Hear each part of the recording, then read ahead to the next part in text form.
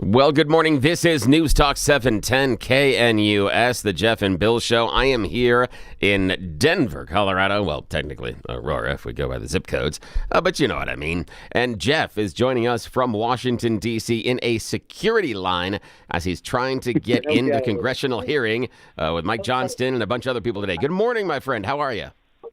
All right, good morning, Billy. You know, we're getting close. It's a big day today. You have the mayors of Boston, Los Angeles, Chicago, and Denver facing a House Oversight Committee to do a lot of explaining about their sanctuary city policies. We're going to be live in the room providing the coverage. We're going through the rigmarole now. It doesn't even begin for another 2 hours. But getting ready, going through security, getting bags checked, and then we'll get our place and get set to bring you that hearing live, probably in a way that no other station in Colorado is going to. So you're going to want to stick with 710K in the U.S. this morning through all this. But, getting ready to head in the big, beautiful Capitol standing right in front of me, Billy. And excellent. Man, what a place it was last night. It was. Now, we've got the hookup because we will be able to bring the hearings later on live, and Jeff will provide commentary as he can through text messages while we are going through it. We'll bring you as much as we can this morning, probably the final 2 hours of the show. We'll bounce in and out and do some phone calls as well. But yeah, let's do a quick reaction before a deeper conversation. What was your thumbnail sketch of last night? What's your elevator speech? What'd you take away from Donald Trump's address to both houses of Congress? I thought it was incredible. Pedal to the metal. Man, he is just driving forward. So it was in part, celebration of everything he's achieved in the first 40 plus days, first 6 weeks, but then laying out an agenda too of what he hopes to achieve. Some of the great moments were the little boy DJ getting a chance to become a Secret Service agent. That was powerful. And then I was reflecting too. Joe Biden couldn't even pronounce Lincoln Riley's name correctly, and now saying Lincoln instead of Laken Riley, and then to have Laken Riley's family there was incredibly powerful. So I rated a 10 out of 10. It was fantastic speech. Democrats didn't have much of a response, and it was fun to watch. So I was very proud of the president and where we're going to be in 4 years from now, and the impact I think he's going to have. So your thoughts, Bill? Oh, yeah. I was reminded, to me, it was a campaign speech. It wasn't an address to Congress. It was a campaign speech. And he did all the usual greatest hits, did some of the name calling. I did like the Secret Service kid, the Laken Riley. Yeah, okay. It was nice to honor them. There were a couple of other things that were weird that we might get into later. The family of the firefighter that was killed during the assassination attempt, that was a weird one. And I was also reminded why on a personal level, I dislike Donald Trump's oratory pattern. I don't think he's really that strong of a speaker. And for this to go on so long became trite and was just burdensome at times. I wish someone would give him maybe a thesaurus and get him some new adjectives and adverbs, because everything is either the best ever, the worst ever. Nobody's ever seen it like this. Nobody's ever done something like this. Nobody this, that. There's nothing in between. He's got like 7 adverbs and adjectives, and nothing else, nothing. That's the part that me is. I'm just critiquing oratory style. And in my lifetime, Reagan and Obama were the best. And Biden was not very good. Both Bushes not very good. Clinton was passable. And I just find Donald Trump's oratory style annoying at times. And that's what I got into. And, of course, we got the laundry list of stuff that isn't true. But that's a Trump campaign speech. That's just what we run through with him. So that's just kind of where we're going to start. What we're going to do now, though, is we'll step aside while Jeff is working his way through security, and we're going to check up on everything that we call news with Blake Olson.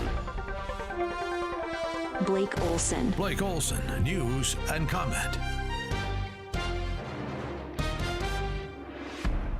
Well, thank you very much, Billy, and good morning. Jeff and Billy. Jeff in D.C. It's 26 and clear in Denver.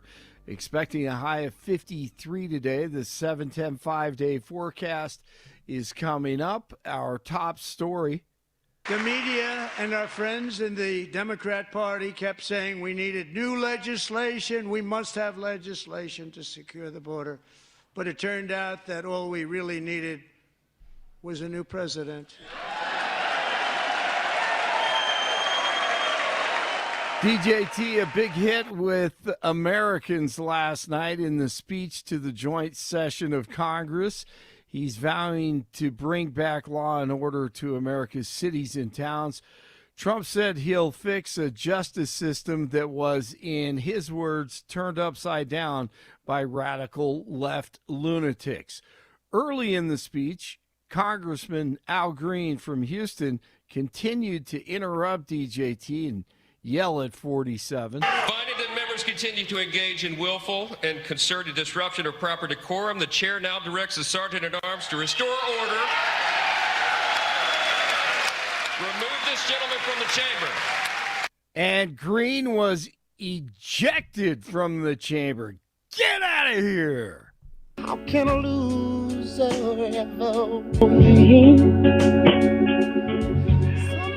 Now that's the great Al Green, not the other Al Green that you saw last night. The not-so-great Al Green shook his cane, started yelling, got his 15 minutes of fame. He thinks Trump is going to ruin Medicare. I have people who are very fearful.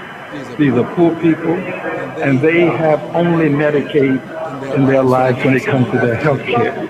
And I want him to know that his budget calls for a deep cut in Medicaid. Actually getting the fraud and waste out of Medicare and Medicaid will only help his constituents. He didn't have to grandstand, but he did anyway. And it looked pretty funny as he did it. President Zelensky wrote a letter to 47. He says he's sorry. He wants to sign that deal after all and wants peace in Ukraine. What? And Trump said last night that once again, despite Liz Warren, Pocahontas, wanting to continue the funding for the war, he wants it to end. With no end in sight, the United States has sent hundreds of billions of dollars to support Ukraine's defense.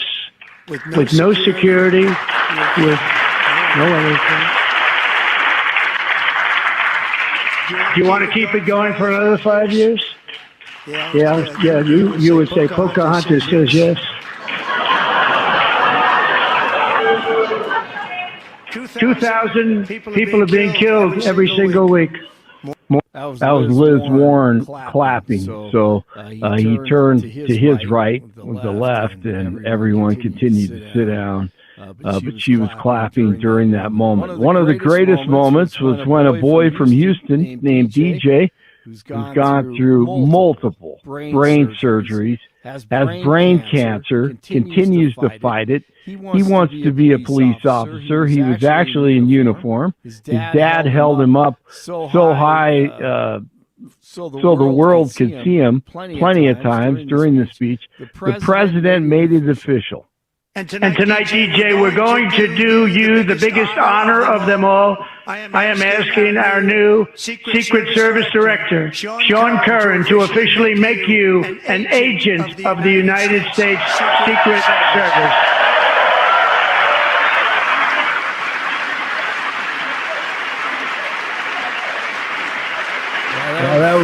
That was a great moment right there. He hugged Sean Curran. And very emotional. But you know what? Messy NBC's Nicole Wallace, she wanted to go to the gutter with this one, with an incredible moment herself. I think this was a lesson in finding one thing that you let yourself feel. And I let myself feel joy about DJ. And I hope he's alive for another, 95 years, right? And I hope he lives and the life he wants to live. He wants to be a cop. He knows what he wants to do. And maybe when you have childhood cancer, that crystallizes for you. And I hope he has a long life as a law enforcement officer. But I hope he never has to defend the United States Capitol against Donald Trump's supporters. And if he does, I hope he isn't one of the 6 who loses his life to suicide. And I hope he isn't one who has to testify against the people who carried out acts of seditious conspiracy and then live to see Donald Trump pardon those people. Wow. What a fraud. You were wrong. You were everything you said right there was wrong. Except for you like seeing DJ hug the Secret Service director. Wow. Results are in after the speech. CNN. To the results. What was your reaction to Trump's speech? 44% of speech watchers in our instant poll tonight say they had a very positive reaction to Trump's speech. 25% somewhat positive, 31% negative. Well, that's good news. Hey, locally, a Ponderosa High School student was taken into custody Tuesday after a suspicious device was found in his backpack. The school was tipped off by another student. The device was found, and the school was evacuated out of an abundance of caution. Authorities later determined that the device inside the backpack was an explosive. The investigation is ongoing. News brought to you by Lair Fireplace and Patio, Denver's premier source for everything fireplace, patio, and grills, locally owned and operated since 1954, online at lairfireplacepatio.com. LeBron becomes the first player in NBA history to score a combined 50,000 points in the regular season and playoffs last night. Nuggets and the Kings tonight. 23 in Castle Pines, 24 in Greenwood Village, 26 in Denver. Jeff and Billy can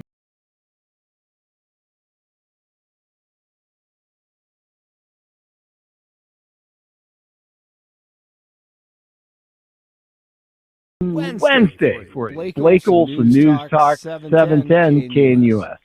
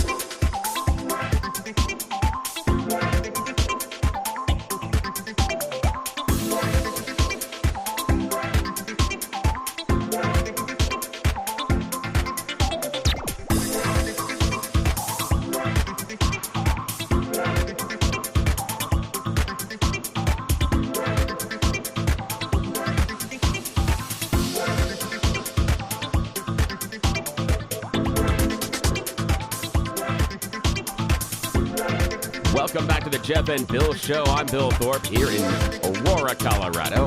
And Jeff is joining us live from Washington, D.C. He is in the security line, getting ready to go watch Mayor Mike Johnston at Denver testify before Congress. We're going to bring you updates live while Jeff is in the room this morning. But he and I have a chance to chat with you while he's working his way through the security line. He got all the way up to the front of the security line and then was sent to the back of the security line, just like when you were there in the lunchroom line in elementary school. Same thing. Nope, sorry, you got to go back in line. Yeah. Too early. Yeah. You arrived too early. That'll teach you. It's not your class's turn to have lunch yet. Yes, you're here too early. Right, exactly. Oh, man. So, yeah, classic. But, goodness, last night, Bill, you and I were talking off air about the Democrat response. Yeah, what did you think? To stand in some of those. So, look, I get on policy discussions or particular political wins that you don't want to stand and clap when the other side is spiking the football, for instance. But there are moments, Democrats, come on, you guys got to stand for the little kid with cancer that just got sworn in as a Secret Service agent. That's one of them. The other one that I noticed they didn't stand for is when they renamed the wildlife refuge for the young woman. I think she was 12 years old that was murdered under an overpass by an illegal immigrant. Take some moments to not be so partisan.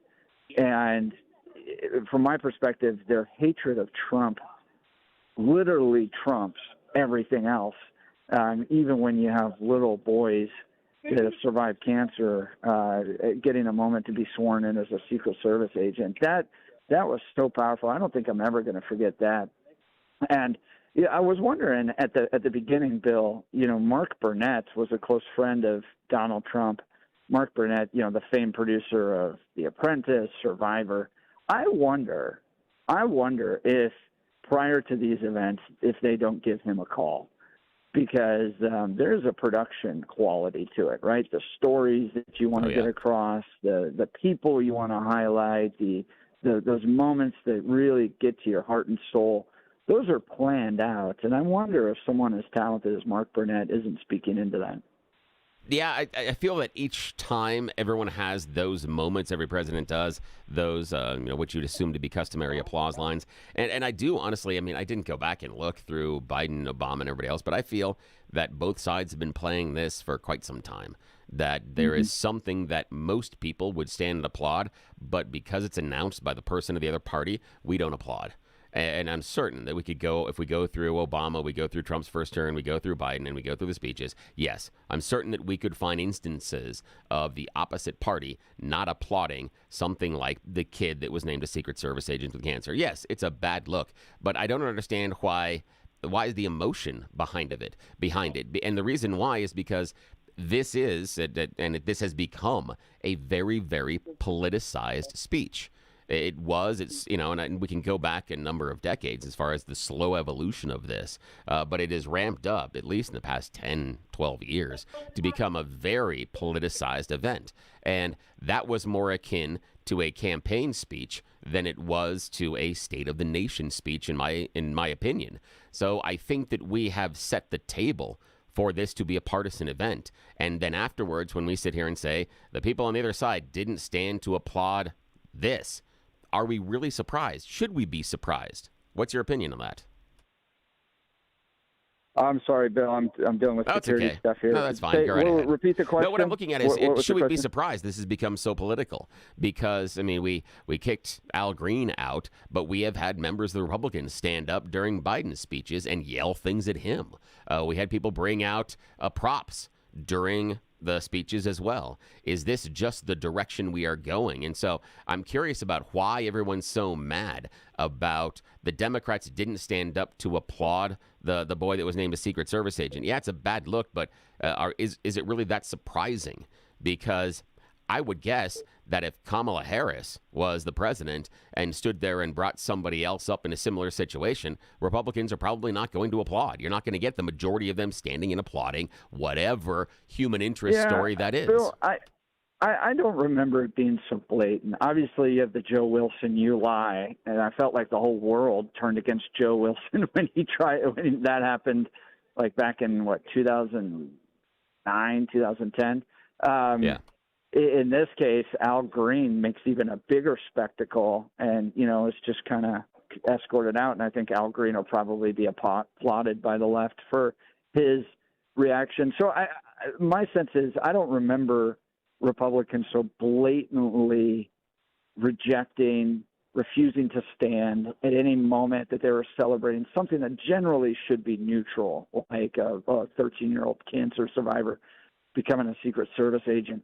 But I will tell you, my perspective is that it's continuing to get more and more divided, more and more partisan. I don't remember Republicans holding up signs the way Democrats have. I don't remember Republicans dressing in a certain color to send a message. Now, I remember Marjorie Taylor Greene and Lauren Boebert shouting back at Joe Biden, but it seems like the left, from my perspective, is upping the ante when it comes to disruption, protests, signs.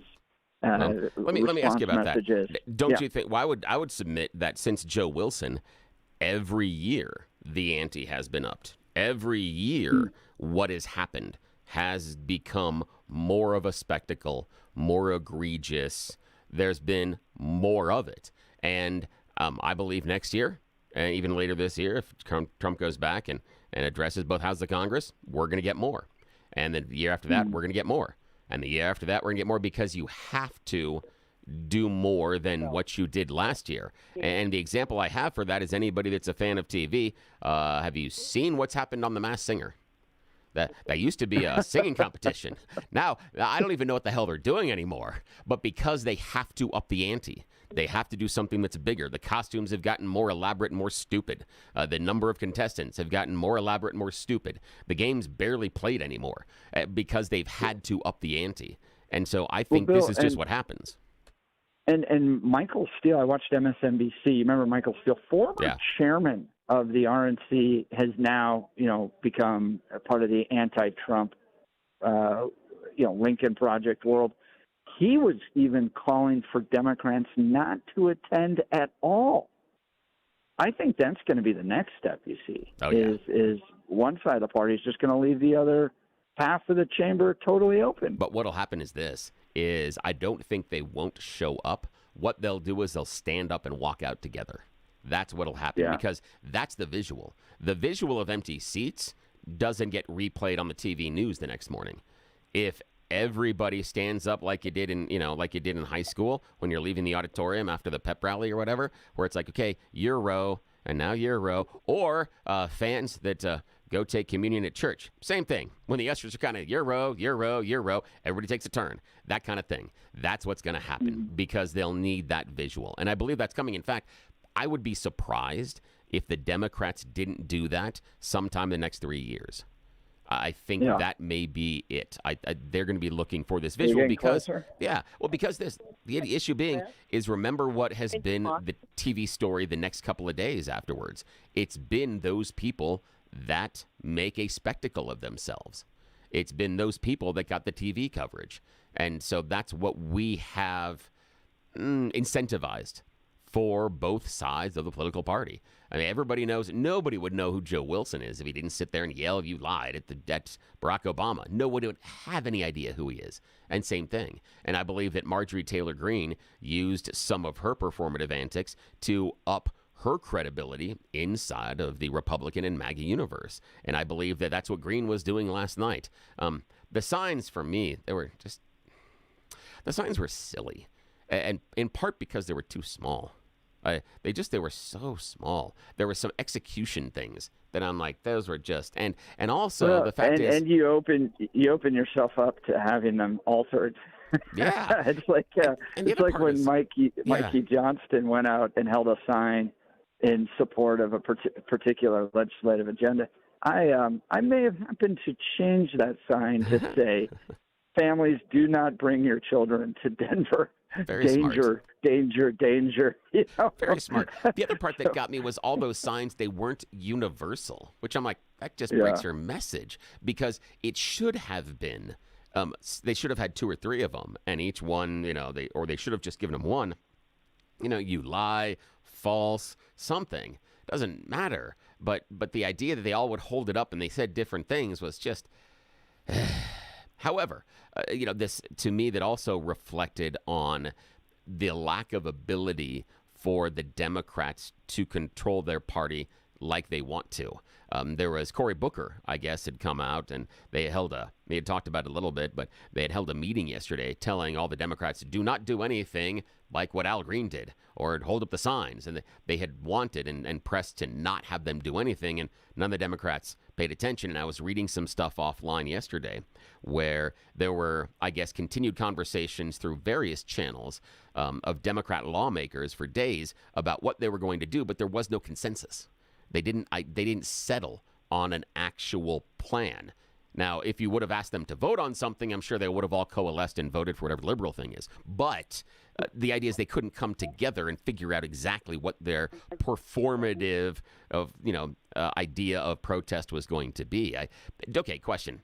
Do you think, do you think these type of outbursts and protests are going to continue? And two, do you think they are effective?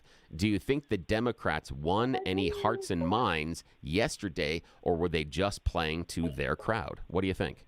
I think it's effective only in the sense that folks like us talk about it, right? So we're not talking about the content of Trump's speech. And I know we will get there. Yeah, we will. And we have a 4-hour show, so we'll be covering a good portion of that. But for instance, it gave MSNBC yesterday the ability to talk all about that and not address the content of Trump's speech, which is, really, really important. I thought it was great. He covered so many issues, from energy independence to Ukraine to tariffs, Canada, Greenland, Panama, even the social issues and men and women's sports and all that stuff. So it was a broad, wide, sweeping speech. And so it's effective in the sense that the next day, what are people talking about? Al Green, the cane, Democrats not standing. So it becomes an effective counterpunch for the Democrats in that way. But as far as winning hearts and minds, where people are looking at that going, that's the party I want to be a part of. It's not inviting. It's not appealing. It looks more bitter than anything else. So that's my thoughts. Yeah, and I think that critique holds for both sides when they're out of power. I don't believe that any of the things the Republicans did during the speeches of Joe Biden persuaded anybody other than current Republicans. I think it's a very bad idea as far as outreach. You're not going to convince anybody. But I think you're right that it does allow them to basically set the agenda for many of the media the next day, and especially on the media that covers their side of things, because MSNBC is going to be super proud of Al Green and super proud of all the Democrats. And Fox News was really proud of Marjorie Taylor Greene and other Republicans that caused a scene during the Biden speeches as well. So I think you're right that as long as these are the things that get attention because they are the unexpected and unusual, they will continue to happen. Because, again, how many of us would have known that Al Green is a Democrat from Texas if we would have asked that question yesterday morning? Now, most of us could pick his face off of a cereal box. And that's what I think part of this is about, is also, basically getting the attention to say to your party also that I'm important because I will take these difficult steps and I will get the attention. Al Green's going to get as many interviews as he can over the next 14 days, and that's going to be part of it because of what he did. So in many ways, we are, if you talk about it being a classroom, we are encouraging the class clown, because after the class clown acts up, he gets interviewed by the school paper. He gets a moment during the morning announcements to talk about what he did, and everybody in school is talking about how the class clown disrupted the teacher's presentation. And I think that's a problem. Tell you what, Jeff, while you're working through security, are you working through security? What are you doing? Yeah, we're getting close. They're supposed to open it at 8:30. So we're getting, which is 6:30 your time. Why don't you do Colorado Wound Care now? Because I think once we get into later, we're going to carry the hearing live. We're outside of the United States Capitol. Mayor Mike Johnston is joining mayors from Boston, Chicago, New York, and explaining sanctuary city policies and their impact. So we're going to provide live coverage of that, but that's going to kick off at 8 a.m. Mountain Time. But, Bill, this might be a great time to tell folks about Colorado Wound Care. Yes, I will take a moment, and then we'll take a commercial break, and then we'll get back to Jeff out in front of our Capitol right now. I want to talk to you about a new advertiser, Wound Care Associates of Colorado. They've signed up with us because of something that had happened in Jennifer Walker's life. Jennifer Walker is the founder and owner of Wound Care Associates of Colorado. Her uncle was getting older and had some comorbidities, diabetes, neuropathy, and he developed a small cut on one of his toes. You know, he's dealing with other medical issues and getting around and things difficult. Is that cut really a big deal? It doesn't seem like it. But that little deal turned into a really, really big deal. Because if you don't fix and heal that slow healing cut, that diabetic ulcer, that pressure sore, what happens is that tissue, skin, stays open, and it's the perfect place for dirt, germs, and bacteria to get access to your body. That's what happened to Jennifer's uncle. He thought the cut was just going to be slow to heal, as it happens when you get older. You know how you get new scrapes and cuts, and all of a sudden it takes weeks instead of days to heal. How many extra days you putting a Band-Aid on that thing? And don't tell me about the scars that happen afterwards. So you kind of expect it. That's why you ignore those slow-healing cuts, diabetic ulcers, and pressure sores, because that's just what happens when you get older. But in Jennifer's case, what happened with her uncle is that small cut got infected. By the time he sought medical attention, it was really bad. So bad they had to amputate part of his foot. And that should have solved the problem, but didn't, because the infection had spread. And it got so deep, it had already gotten so deep into his body, it took his life several days later. Yes, it was the small cut on his foot that took Jennifer's uncle's life, not any of his other comorbidities. That's why you don't mess around. You've got those slow-healing cuts, those diabetic ulcers, those pressure sores. You, someone in your family, you need to talk to Wound Care Associates of Colorado today. Reach out to them, coloradowound.com, coloradowound.com. The reason you talk to them is because they're the best in the business. They do it differently than everybody else. First of all, they go old school. It is concierge-style service without the concierge price. What it means is you go to coloradowound.com, schedule your appointment. They're certified. They're wound certified. Nurse practitioner comes to your home and sets up an entire treatment plan in the comfort and privacy of your home. Yeah, it's that easy. No transportation issues. You're not walking into another medical facility where you could be exposed to somebody else's dirt, germ, and bacteria. No, you're just there with your own filth. Okay, I'm teasing you. But that's the idea, is you're there at home and their wound-certified nurse practitioner comes in and gives you the treatment you need, sets up a custom treatment plan, and they are focused on better healing outcomes. Too many wound care facilities here in Colorado are just focused on maintaining that wound, which means leaving it open and just cleaning it. Some negative things happened to my aunt. You've heard me talk about it. When that happened to her, she spent weeks and months inside the hospital because of a disease she was exposed to while getting her wound maintained. That's not how Wound Care Associates of Colorado do it. They want to make sure to maximize healing. They want to close that wound because then it keeps the dirt, germs, and bacteria out. Don't mess around. If anybody in your family has this kind of a challenge, a pressure sore, a diabetic ulcer, a slow healing cut, don't mess around. Contact Wound Care Associates of Colorado. They're the best, and they're the ones that are going to make it heal. coloradowound.com. coloradowound.com. Ignoring the problem or maintaining the problem doesn't fix the problem. Reach out to the people that are going to fix the problem. Wound Care Associates of Colorado. coloradowound.com, coloradowound.com. And when you do, tell me you heard about him here on the Jeff and Bill Show, because it helps us out as well. We're going to be right back and check in with Jeff, who's outside of our capital, getting ready to watch Mayor Mike Johnston of Denver testify about sanctuary city policies, along with the mayors of Boston, New York, and Chicago. We'll be back right after this. You're listening to Denver's Talk Leader. We are News Talk 710 KNUS.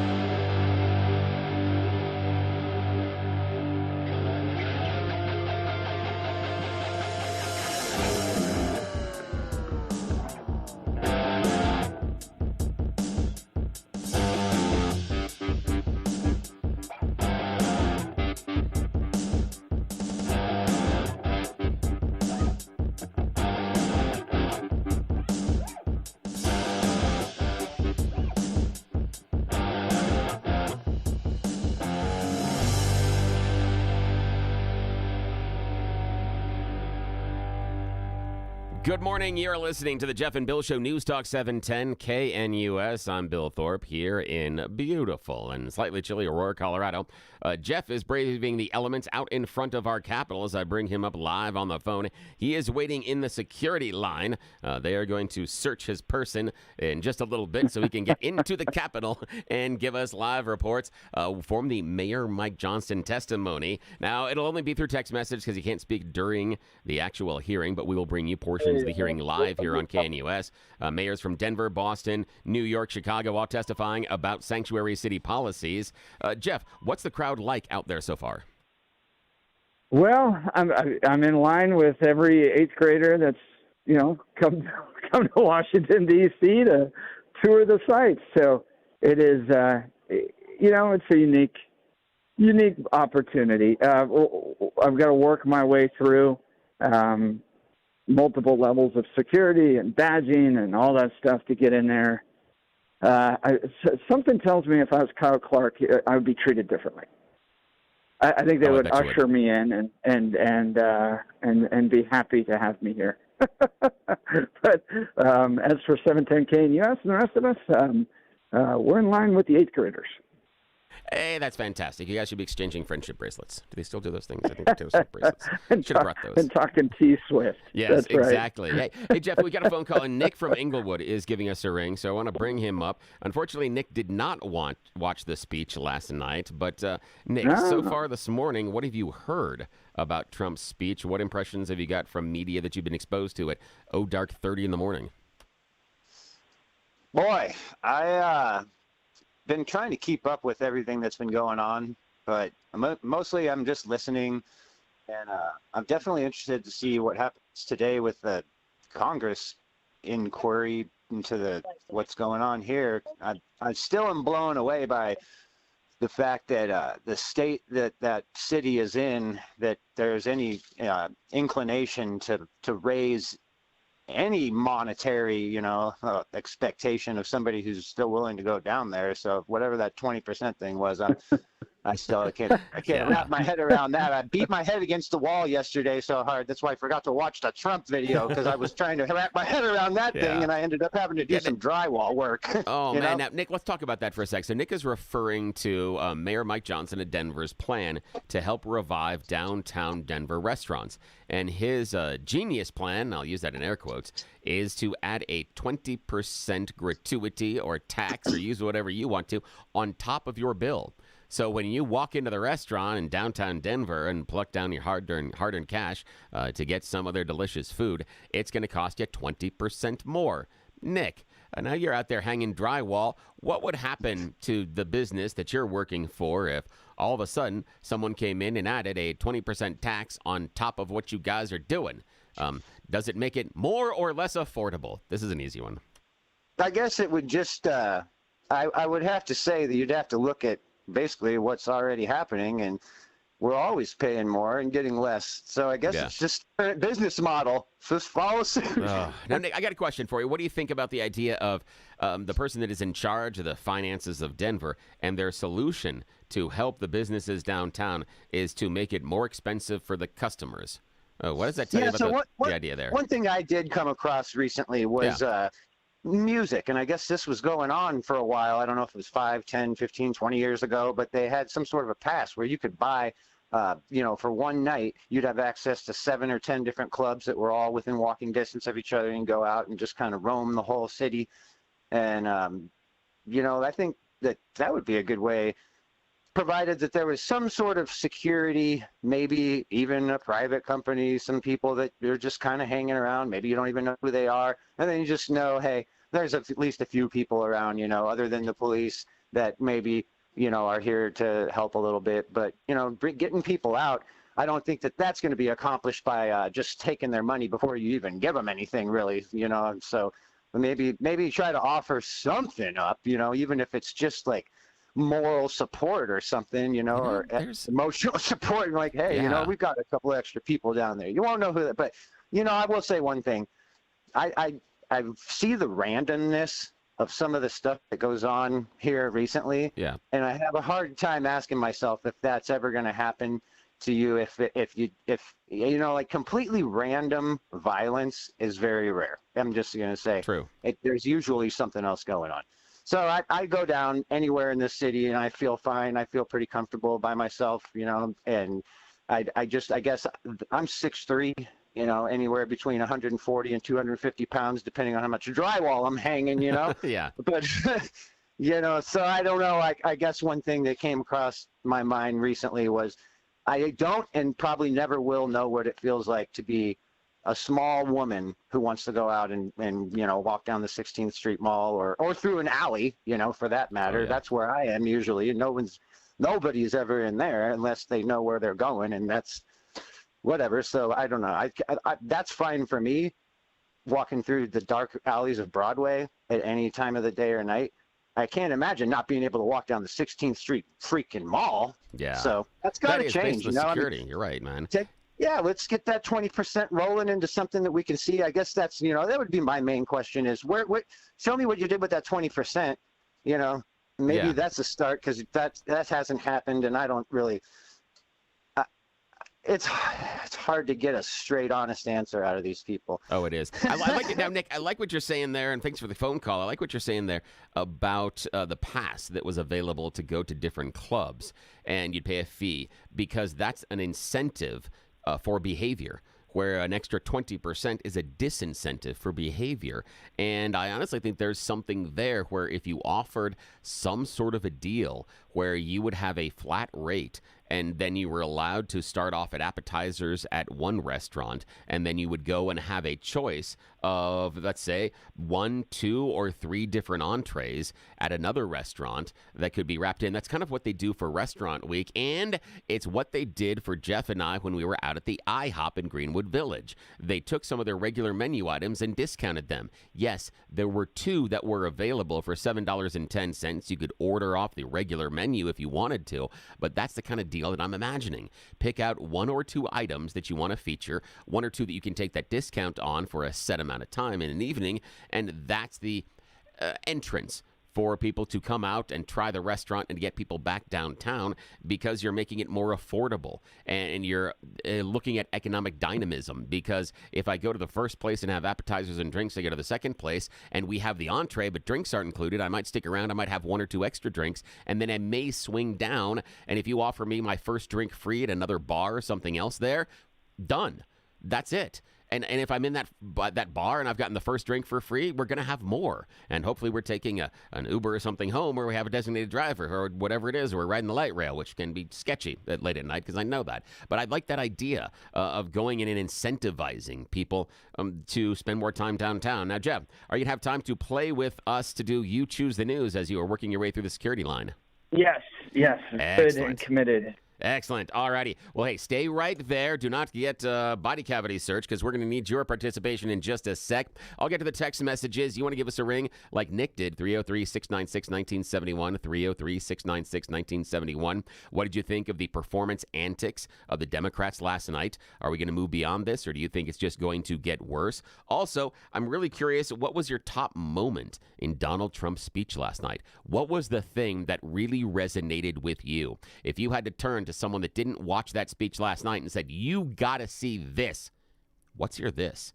303-696-1971. We're doing You Choose the News in just a moment. You're listening to Denver's Talk Leader, News Talk 710, KNUS.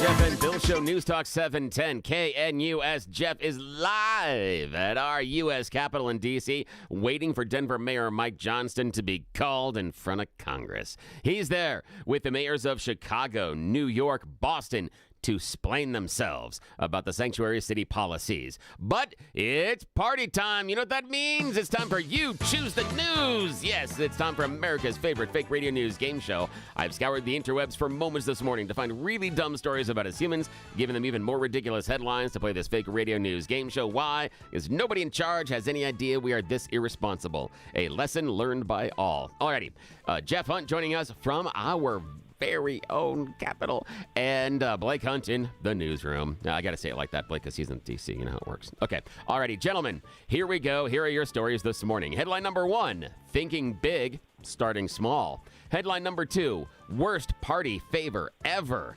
Headline number 3, clearly not following instructions. And headline number 4, politician goes back on campaign promise. Mr. Hunt, your choice, sir. Let's see what that politician's doing. Yeah, politician going back on a campaign promise. Here we are traveling to New South Wales. The newly elected government has dropped a commitment to remove nearly 10,000 digital poker machines from across the state. Now, why? Well, the parliamentarian said, well, yeah, we wanted to do this and we promised to remove them because people were playing too much poker and stuff, but we found out that it won't do much good. They actually, when they did the investigation, found out that most of the time it is a small number of people that are playing for really long stretches. So removing all the machines would be expensive, costly, and those few people would just find another machine to play on. So the politician's promise that he'd been doing the entire campaign trail, he's like, yeah, guess what? I was wrong. Surprise! I know. If only Biden could have learned that early on. Alrighty. Now, Blake Olson in the newsroom, sir. Your choices. Thinking big, starting small, worst party favor ever, or obviously not following instructions? Worst party favor ever. Yeah, worst party favor ever. We are traveling to Texas right now. You may have heard we have 146 cases of diagnosed measles in Texas right now. These cases have been reported since late January, and it's going to get worse because brilliant parents are now hosting measles parties, getting kids that have been exposed together in order to infect more of them, which is really stupid because 1 in 20 kids that is exposed to measles, that develops measles, gets pneumonia. And that can be really serious. About 1 in 100 develops encephalitis, which is swelling of the brain and can be deadly. Both the pneumonia and the encephalitis can kill you. This ain't like a chickenpox party, you rock-eating morons. Measles parties, worst party favor ever. I don't think, seriously. You don't. It's the most contagious viral disease on the planet. It's ridiculous. Alrighty, Jeff Hunt, final choice as we're running out of time. Thinking big, starting small, or not following instructions? Thinking big. Thinking big, not starting. Thinking big, starting small. The colossal bioscientists have just created the woolly mouse. They're trying to bring back the woolly mammoth, and they've altered the genes in a mice so to make sure that they are representing like a woolly mammoth. They're going to try it with an actual elephant next year. That's the end of You Choose the News. We'll be back in just a moment to get your thoughts on the speech last night. 710 KNUS.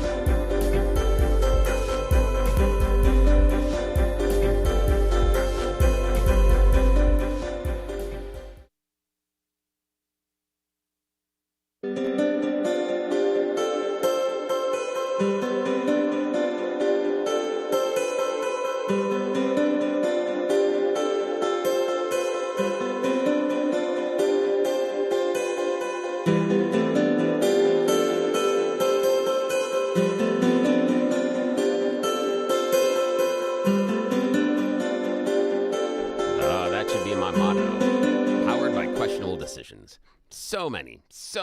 In fact, they let me be in control this morning because I'm going to bring up my partner, Jeff Hunt, who is joining us live from our nation's capital in D.C. He is waiting for Denver's Mayor Mike Johnston to be called in front of a congressional hearing that Lauren Boebert is a part of.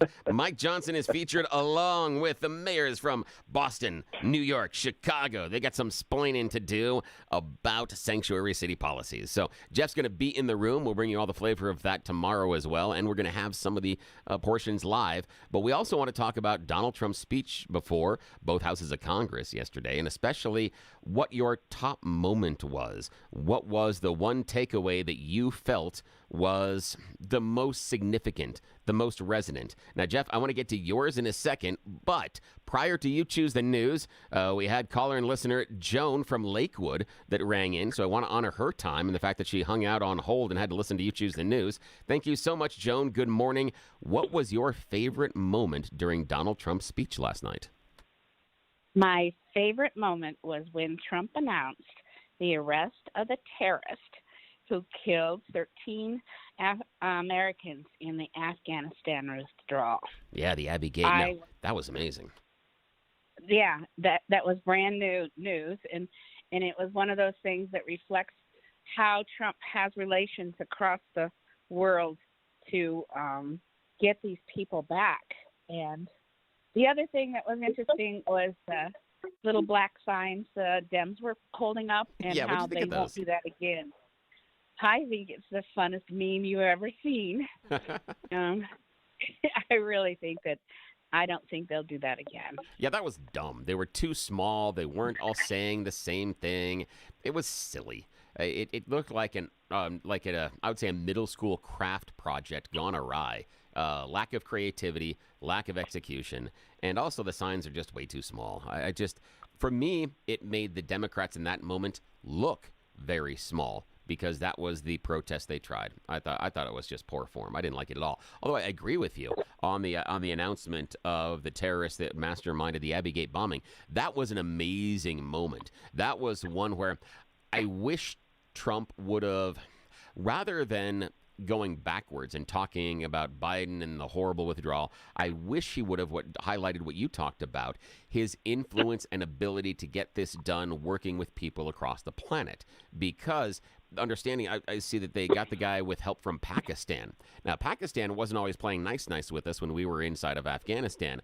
They were kind of playing footsie with the Taliban and letting people cross back and forth.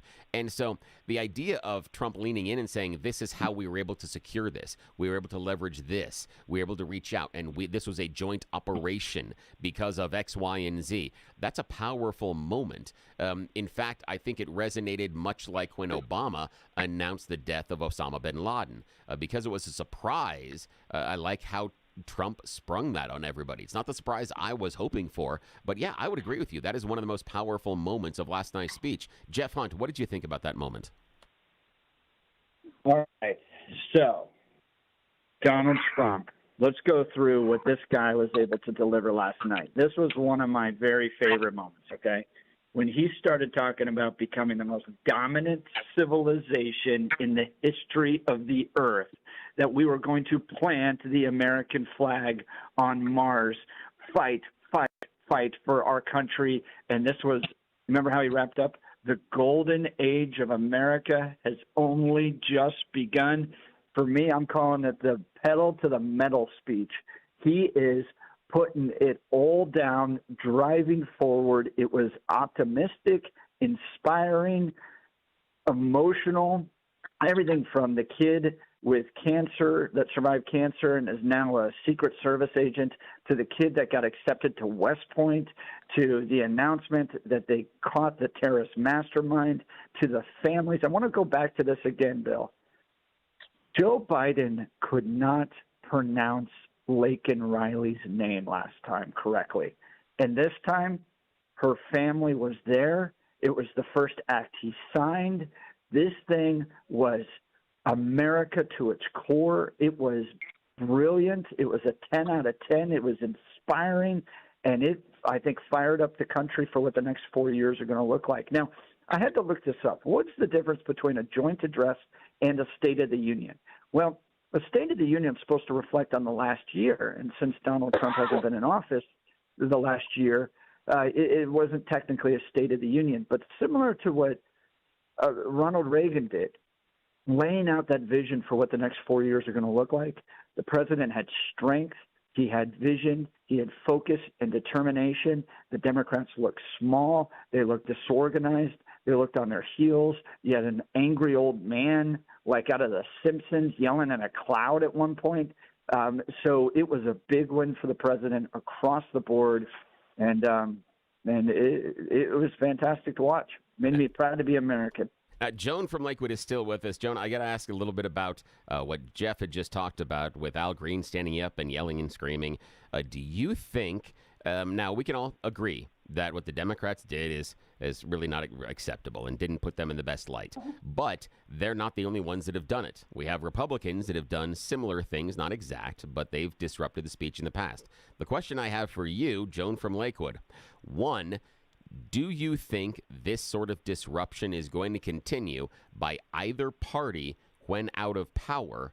And then two, do you think it helps either party when they're out of power being disruptive during these speeches? What are your thoughts?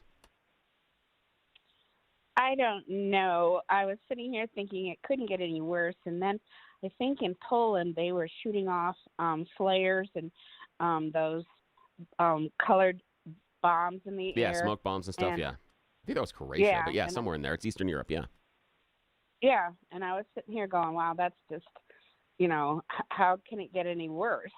But I honestly and sincerely think that the fact that we can say they sat on their hands and they didn't clap. They didn't clap for a kid with cancer. At some point, somewhere, someone is going to wake up and say, hey, wait a minute. We really look mean. We really look hateful. We really look like we have extreme feelings about Donald Trump should not be there, kind of thing. So, do you think that is just that? Do you think that's just politics, or do you think that is going to resonate with the larger electorate? And the reason that I ask that is because I'm of the opinion that regardless of the party that does that, the people that are of that party applaud it and think that it is strong and that they're pushing back, and people that are on the other side of the aisle that aren't in that party believe that they're acting small and acting like kids. I think the actual party is irrelevant. I just think that's how it is viewed by either side, and those people that are in the middle and persuadable aren't persuaded by either side doing those kind of things. Do you think it's just, is that a fair assessment that if it's your side doing it, you think it's a great thing? If it's the other side doing it, it's not a great thing. But more importantly, it's not going to win you any votes when you're out of power, regardless of which side is doing it. I didn't like when Marjorie Taylor Greene shouted out, and I don't think that it is something that resonates. Yesterday, supposedly 2,000 Democrats went down and protested at the Capitol, and it's one of those things where I think the difference between a protest and a rally is that the rally is very similar. Somebody said to me, well, it's just like a rally. He's just out there whipping up the people, and it's like, well, he's whipping them up with good intentions. And that might be the difference between a protest and a rally. So I think that it's going to stop and get better because I see people around me just not reacting to that kind of thing anymore. Oh, Jonah, from your lips to God's ears, I hope you are right that this kind of thing is going to stop. And I love the fact that, and thanks for the phone call, I love the fact that you talk about the people around you aren't being impressed or persuaded by that. I think that's the way you stop this.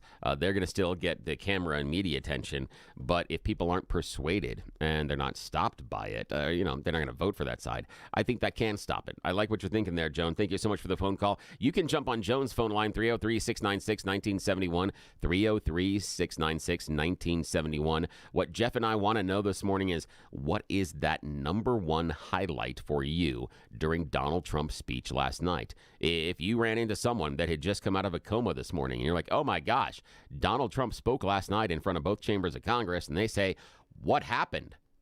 What do you point them to? Where do you start them on that video? Do you turn to them and say, you've got to see this? What's your this? 303-696-1971, 303-696-1971. But now it is time for Blake Olson to bring us news and comment. Good morning, sir. Blake Olson, news and comment. Hey, good morning, Billy and Jeff in D.C. 26 and clear in Denver. Expecting a high of 53 today. The 7-10 5-day forecast coming up. Our top story.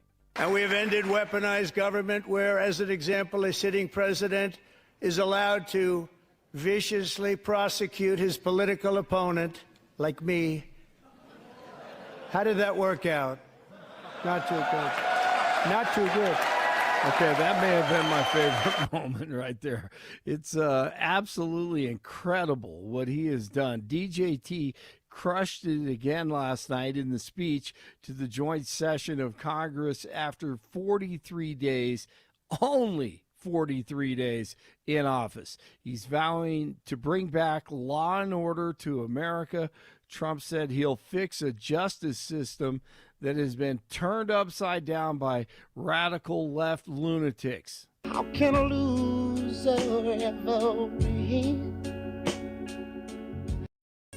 Al Green was there, not that Al Green from Houston, who stood up and continued to heckle, interrupt, and disrupt the speech. Finding that members continue to engage in willful and concerted disruption of proper decorum, the chair now directs the Sergeant at Arms to restore order.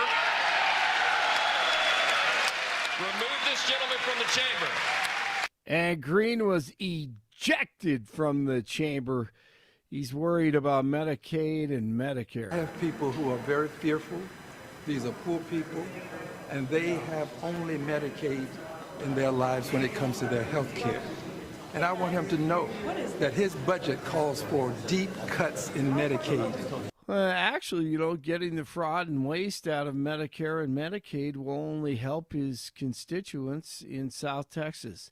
Elon and Doge was received well by Republicans, of course, and the president ripped off some of the fraud. $40 million to improve the social and economic inclusion of sedentary migrants. Nobody knows what that is. $8 million to promote LGBTQI+ in the African nation of Lesotho, which nobody has ever heard of.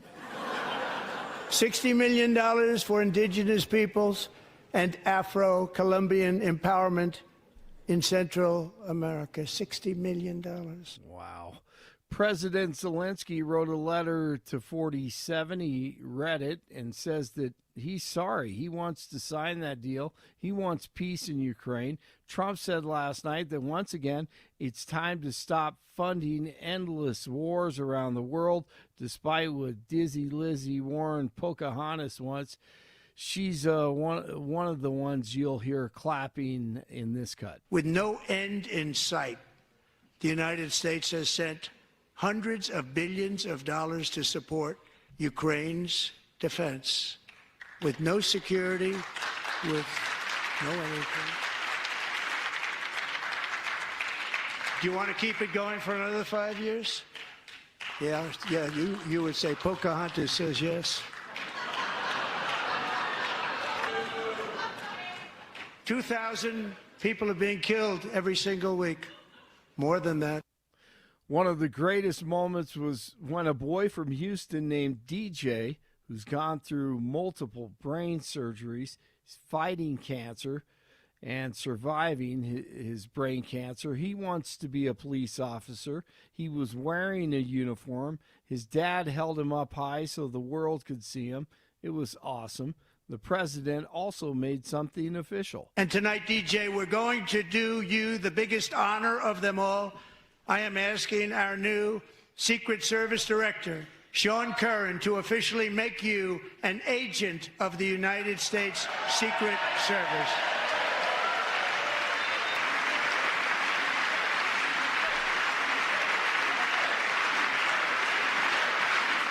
And the Dems sat on their hands.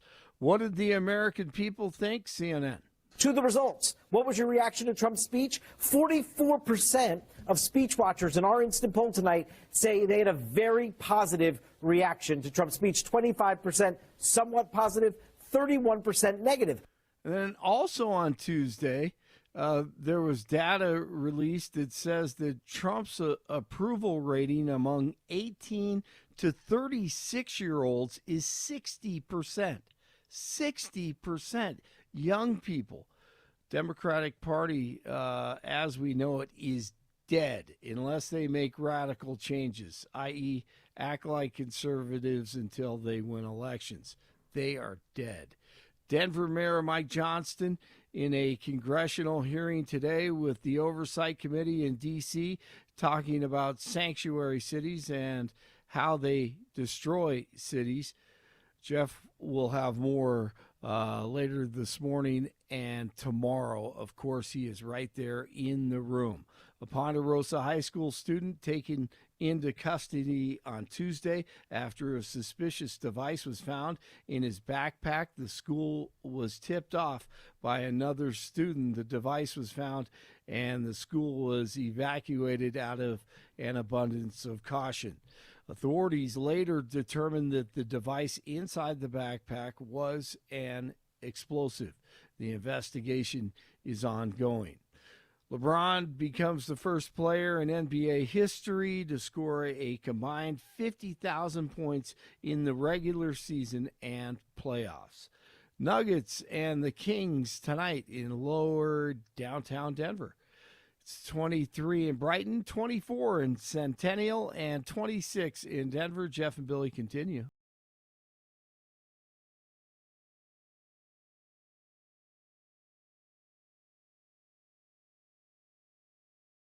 Blake Olson, News Talk 710 KNUS.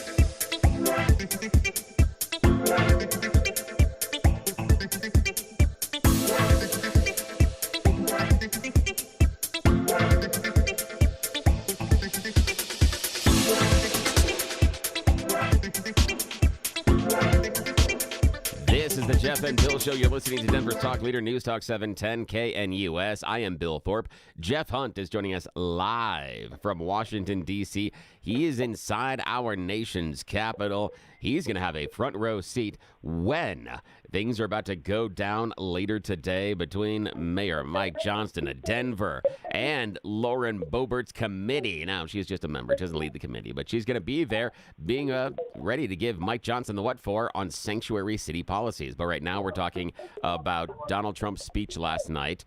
Joan from Lakewood just called us and said, talked about her highlights, the thing that was the most important to her, the capture of the terrorist mastermind behind the Abbey Gate bombing in Afghanistan. That was quite a shock and surprise. That, for me, I would absolutely put that as far as a highlight. Jeff agreed. We also talk about the young kid who survived cancer being named as a member of the Secret Service. Those are fantastic. So we want to know, what is your highlight of the evening? 303-696-1971, 303-696-1971. Jeff, you said that they have taken you from one line and you're going to a different line. Yeah, that's exactly. It's very exciting as we wait. This is like, Yes. An MMA fight among politicians, right? Mayor Mike Johnston, Lauren Boebert, and Mayor Mikey's got to defend his sanctuary city policies that have cost the city of Denver $356 million. And in preparation for today, he has paid Covington and Burling, one of the top law firms. In fact, Joe Biden's former White House counsel $2 million in order to defend his sanctuary city policies. So he's coming with a very big team today. And then you're going to have House Republicans. And, this could go one of few ways. This could elevate Mike Johnston on the national stage and he becomes, a pretty prominent Democrat, or like the presidents of Harvard, Yale, and Penn, it could be career-ending for him. So we're all going to be watching this, and we're going to take the live feed starting at 8 a.m. Mountain Time, and you'll be able to listen to the committee hearing on 710 KNUS. But Bill, last night, President's speech, lots of activity here in Washington, D.C. around that. It's a big night for politics. But you know what I found kind of interesting was that Ukraine almost seemed like a footnote last night, right? It wasn't a major focus of his speech. He highlighted the fact that Zelensky's kind of done an abrupt U-turn, come back and talked about how great, Donald Trump is, his great leadership, all that stuff. He's ready for peace. But he probably spent 30 seconds on a almost 2-hour speech on Ukraine last night. Did you find that interesting? Yeah, that was interesting. The other part for me was that Trump came forward and repeated his usual lie, and it is a lie that he's using right now, that the U.S. has spent more money and spent more as far as aid to Ukraine than Europe has. Last night, his number was $350 billion. That's not true. The U.S. has sent $115 billion. So basically, he more than doubled it. Which is weird, but he has a habit of doing that. He does that a lot when he talks about impact or achievements. He basically doubles the number. We went from 11 million illegal immigrants likely to 22 million during the campaign. He doubles that a lot based on it. And the U.S. has got 115 billion. Based on my research, the European Union has sent 130 billion. So again, it's closer than he leads you to believe. The U.S. Is half of what he says the support we sent was, but is his bottom line about the U.S. sending vast amounts of treasure and support more than Europe, and Europe didn't step up. It's not a true narrative. But I was surprised that he didn't bring it more to the forefront, especially after Zelensky tried to make nice yesterday. So after Zelensky's like, it's time to make this right, I believe was the statement that he said in the tweet. And I was really shocked that Donald Trump didn't lean into that more, because he likes the dominance. And he had been asking as recently as yesterday for Zelensky to make a public apology on television to Donald Trump, the White House, and the American people before he would talk to him again. But I don't know if that's going to continue. But I was surprised that it was only 30 seconds in nature at best versus how dominant that has been in the news cycle over the last few days. Now, what I want to do is, Jeff, is I'm going to step here. Oh, yeah, I'm sorry. Go ahead, Jeff. And I want to ask you, too, about Greenland, the appeal to Greenland and Panama. So he's talking about these other smaller areas, and then he gets into tariffs with Mexico and China, a little bit with China and Canada, but not a lot of talk about China as an aggressor, Russia as an aggressor. I think you could see policy-wise with like the Office of Shipbuilding that he's taking them seriously, and he wants to be able to match particularly China's Navy capacities. But you didn't see confrontational language coming from Donald Trump last night towards Russia or China. Your thoughts? That was weird, because confrontational language was reserved for Panama and Greenland. That was bizarre. The countries that we view as allies. And so that I think is a reset of international relations, and it is shocking. And again, I go back to the party of Reagan, that the party of Reagan now has a president that is attacking our allies and ignoring or even playing friendship games with our largest enemies. We know that Secretary of Defense, Pete Hegseth, has directed the Department of Defense to stop any cyber activities focused on Russia. To stop them. That's crazy. Well, we're just going to not do anything. okay, if that isn't a change in foreign policy, I'm not sure what is. That wasn't highlighted last night. Donald Trump didn't use that as a moment to spike the football, but look at the great things we're now, and it also, I think, impacts the U.S. version around the world, because when that announcement is made, all intelligence services in the Western world looked at that and went, oh. They get a feeling about who we're being friends with and who we're not, especially when it talks about, having Greenland one way or another. That's a weird one, a very strange one. And the idea of America Bill, taking back the Panama Canal. Bill, I'm getting some little insider information here. Lauren Boebert is going to be one of the very first to ask questions. Excellent. So we are standing outside the committee room, getting ready to go in. This is the committee where the sanctuary city mayors of Boston, Los Angeles, or New York, and Denver have to answer for their policies. Mike Johnston has taken this so seriously. He spent $2 million hiring a top law firm in order to prepare him for this. And we are hearing that Lauren Boebert is going to be one of the very first people to ask questions. We're going to carry this live on broadcast and on X and YouTube and Rumble, so you can watch it all there and listen to it via broadcast. But you're not going to want to miss this. Getting word right now, Lauren Boebert is going to be one of the first people to ask questions. Oh, that's fantastic. And we are going to bring it to you live. We'll get to the phone lines in just a second. Want to know what your highlight was from Donald Trump's speech last night, 303-696-1971. I got to tell you, Jeff, if one of those mayors doesn't go ahead and start running and at least make some sort of a reference to a bell and yelling out, "Sanctuary!" I'm going to be really disappointed. And my Hunchback of Notre Dame fans will appreciate that one. I want to jump to the phones right now and talk to Brian from Arvada. He gave us a ring, 303-696-1971. Good morning, Brian. What was your highlight from Donald Trump's speech last night? I think all the accolades to the citizens that have been impacted, death of a family, the firefighter who died during the assassination attempt, and a shout out to his family, naming that wildlife area after that other young lady that was murdered. The Lincoln Riley Act, that was a beautiful moment for me, and especially the young man that got deputized by the Secret Service. That was just an absolute highlight, and hugging the head of the Secret Service. The low light obviously was the Democrats and how pathetic their performance was. An absolute disgrace to the country and a disgrace. And that's the problem. You hate a man so much, you cannot celebrate. I mean, they did a quiet little golf clap for some of the victims, but turning their head and not even looking at them, it was pretty sad.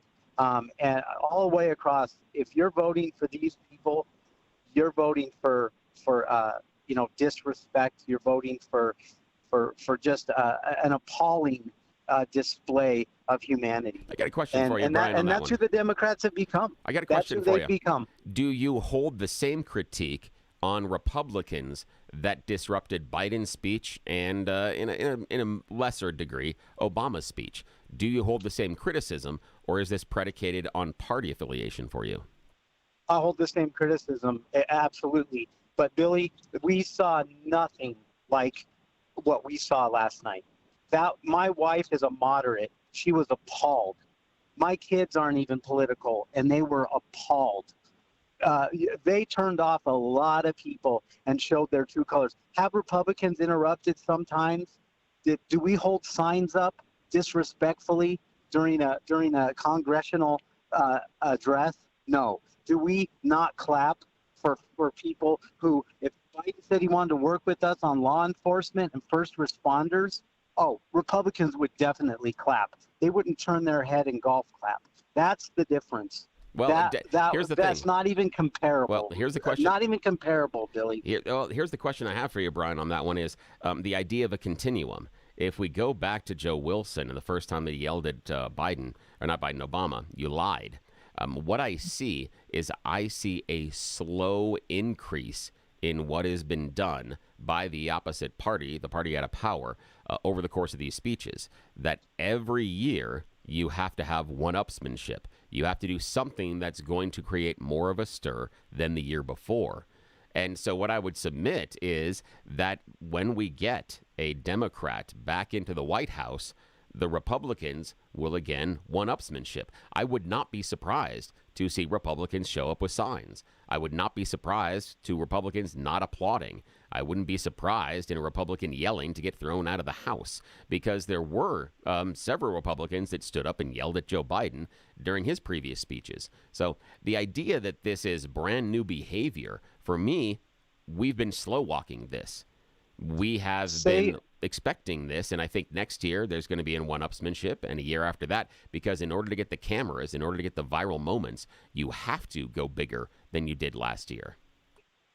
Billy, and you know what? You're making an assumption. We witnessed something tonight that was the most appalling we've ever seen in a presidential address. So if you want to say, well, Republicans are going to do it, well, let's wait till we cross that bridge. Let's talk about this bridge we're on right now. Appalling, inhumane behavior. Saying Lauren Boebert saying, say her name, and somebody yelling, you lied, is minute compared to the inhumanity we saw last night and the disdain for this country and first responders and victims that we saw from the Democrats. Absolutely disgusting behavior. No, see, I disagree. And not I disagree, even comparable. Brian. I disagree. Comparable, Billy. I disagree. Of course because, you do. No, I disagree because the previous year, when we saw the behavior with Joe Biden, it was the same thing. It was the most extreme behavior we had ever seen. We'd never seen such a lack of decorum inside of the speeches before. That's been what's happening every year. Every year, that critique can be made. And that's why I talk about the idea this is just what is going to happen. This is what we, as an American public, have decided is okay, because we don't punish either side for it electorally. They don't lose anything by doing it. In fact, what they get is a viral moment the next day. In some ways, we incentivize it. And so it has to be bigger. So every single year, we could go back and say, we've never had a lack of decorum like this inside these speeches before. We've never had people not applaud for this before. That has happened routinely, and all it is, it becomes a one-upsmanship. And so the Democrats are going to have to do something bigger next year and the year after that. And when the Republicans out of power, they're going to have to go bigger as well. Otherwise, they're not going to get the social media clicks, and they're not going to get the viral moments. They're going to be played on TV the next morning. Yeah, well, this does cost votes, Billy, and the last election is absolute proof of it. And the Democrats are doubling down on failed policies and failed attitudes. Hold on. And so it did cost votes. And this is going to cost them even more votes. I hope they keep doing it. I got to talk to you about that. Hang on a second. I got to talk to you about the last votes. The last speech, the last president that delivered a speech in front of Congress was of which party? He was a Democrat. He was a Democrat. Yeah, Joe Biden. And which party is in control now? They weren't as disrespectful as they were this time. I know, but the issue is the disrespect. So I disagree with you with the disrespect losing votes, because there was disrespect by Republicans last time. It is not. I agree with you. It is not to this level, but every year it gets to a new level. So for me, when you say it cost them votes, I disagree, because our most recent history lesson is that the Republicans won and were able to expand the votes. So that would be 180 degrees away from your assertion. Their attitude towards Trump has cost them votes, not just to disrespect her in his speech. Their entire attitude towards him and his policies cost them votes. And last night, publicly, they doubled down on that. And they're just blinded. But again, they're losing moderates, and I hope they keep acting this way and lose them left and right. I didn't hear a lot of people post-election talk about the fact that it was the Democrats hated Trump so much, and that's why I voted for him. I heard it was immigration and economy. Those were the voting issues. It didn't have anything to do in the post-election analysis that I was hearing about the fact that the Democrats were mean to Trump, and I felt bad. So I didn't like the Democrats being mean, and so I went over to the side. They showed him disrespect. And if you talk about disrespect, I would throw things like, Donald Trump standing there and calling Elizabeth Warren Pocahontas. That is meant as a term of disrespect. And he's been doing it for years. So I disagree with you on the idea that it costs votes based on the disrespect. I think they're playing to the side. I don't think it wins votes, but I don't think it costs votes. I don't think there's anything that shows us it costs votes. First responders don't post. Families of victims don't post.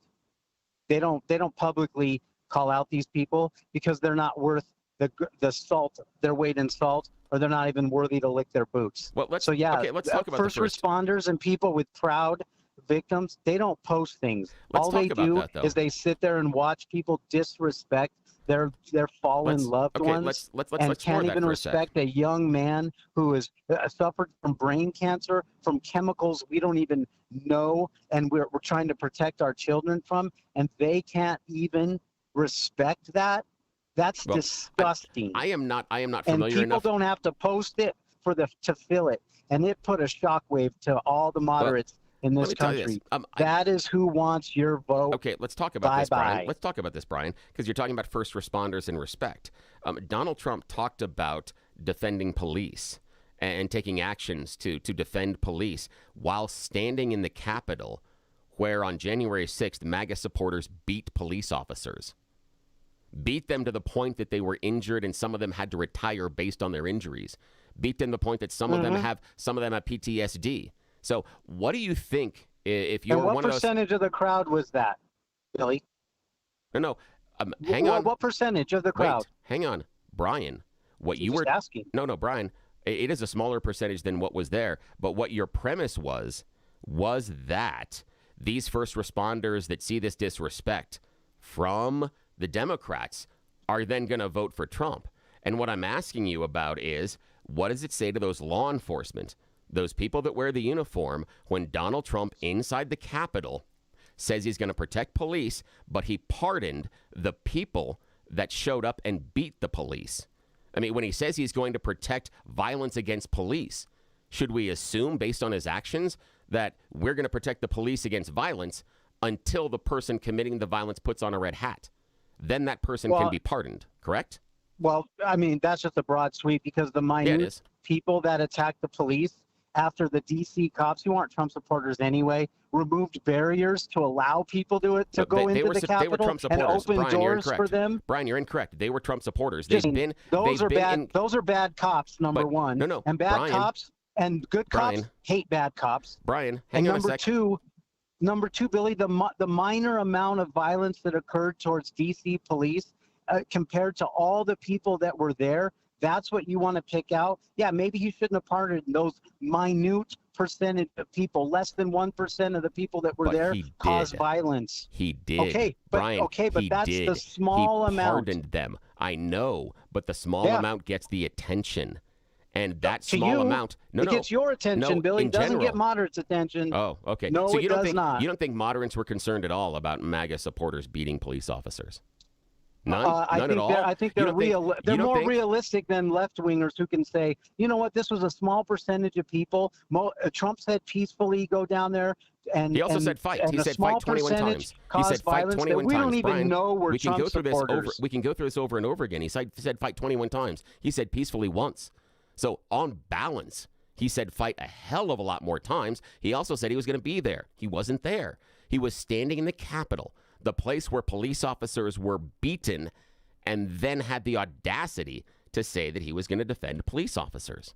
To me, that's outrageous. And if I'm wearing the uniform, I got to look and I got to question, how much does he really support me? Because if the person that is going to commit violence on me then puts on a red hat, do they get a pardon? I'd be curious about your thoughts. What was your highlight of the evening? What was the number one thing you'd point to that said this is the best thing that Donald Trump did last night? Brian, thank you so much for the call. He dialed 303-696-1971, 303-696-1971. We'll be back right after this. You're listening to Jeff and Bill on Denver's Talk Leader, News Talk 710, KNUS.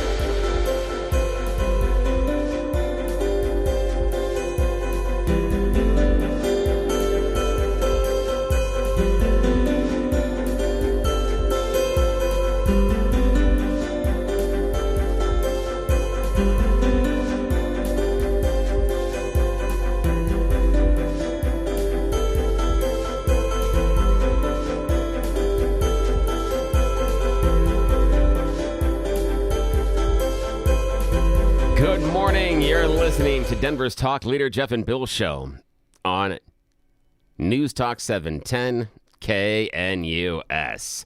Bill Thorpe with you right now. Jeff Hunt is getting a primo seat inside of the hearing room where Denver Mayor Mike Johnston has got some splaining to do later on today. He's being called on the carpet for his support of sanctuary city policies. He's there with the mayors of Boston, Chicago, New York. Lauren Boebert is going to be one of the first people that's going to be asking Mayor Mike questions. We're going to bring you as much of the hearing as we can live right here on Denver's Talk Leader, News Talk 710 KNUS. Right now, though, we're talking about Donald Trump's speech in front of both houses of Congress last night. Thing I want to know is, what's your highlight? You talked to someone that missed it. They were busy. They were working, just got up from a coma, arrived from the moon, wherever it is. And you say, you've got to see this last night. I want to point you to this. What is your number one highlight? Just had a conversation with Brian back and forth. He liked the idea of all the accolades to Americans. But we also went into it a little bit about Donald Trump and talking about the police and protecting the police while standing in the Capitol where Trump supporters beat police. And that's the reason that Paul from Denver gave us a call, 303-696-1971. Wanted to continue the conversation. Good morning, Paul. What's on your mind? Good morning. The January 6th deal keeps being brought up. There were very few people that were violent there. But if you're going to talk about J6, why don't you talk about the George Floyd that's fair. And all the police officers across the country and all the violence and damage to America that they did. And Trump made a broad stroke when he wiped those people clean. Not everybody there was violent. And so he made a broad stroke and he pardoned most of those people. Yeah. What about you agree? Yeah. And I think he did a broad stroke, and I think it was dumb.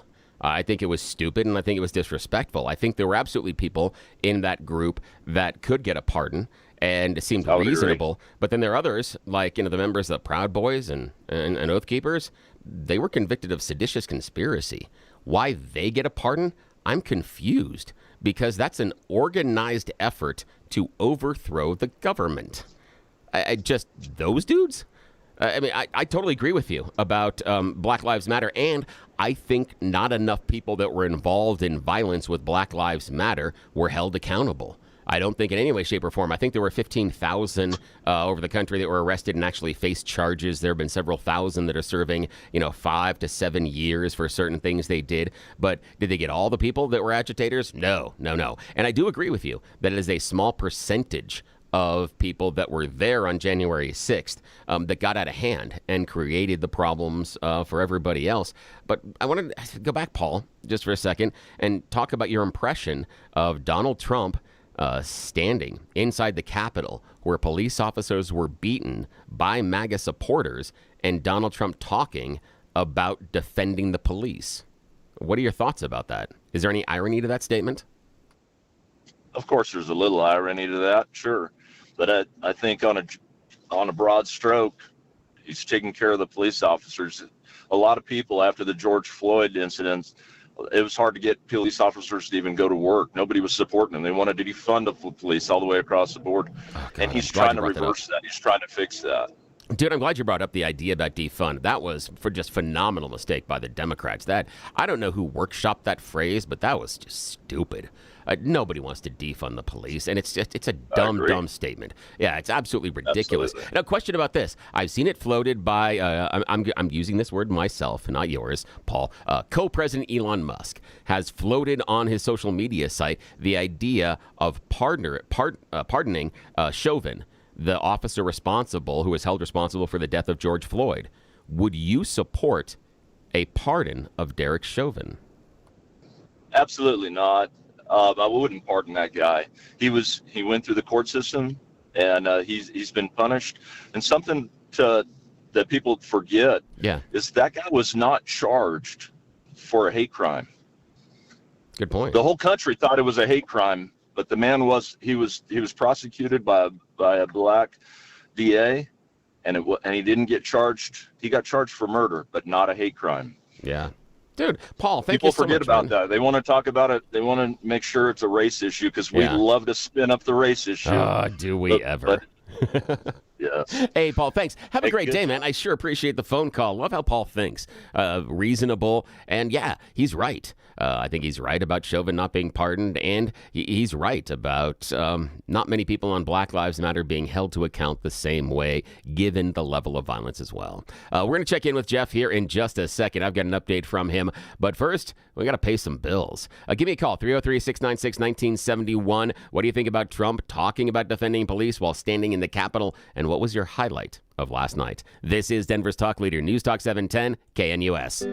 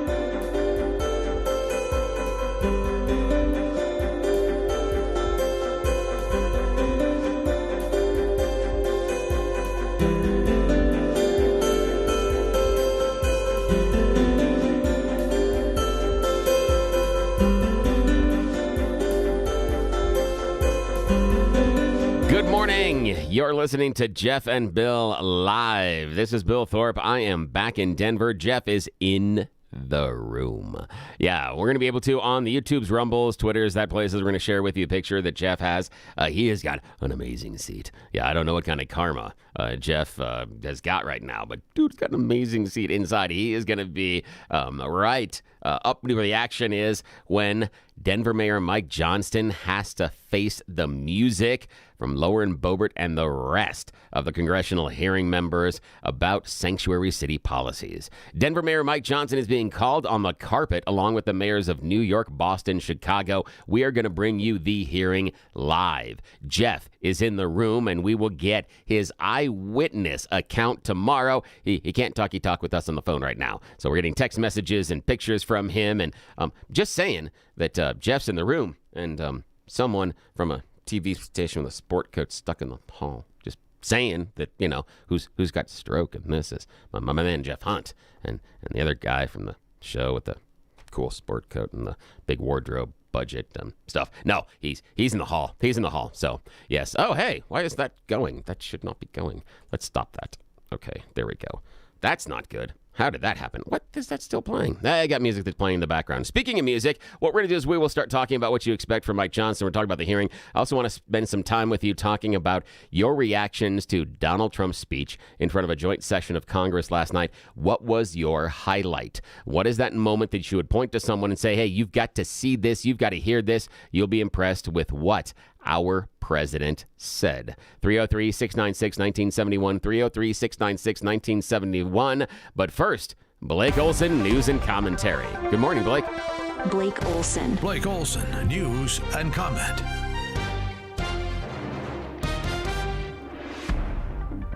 Hey, good morning, Billy. 29 and sunny. It's actually a little bit warmer than that right now. Expecting a high of 53 today.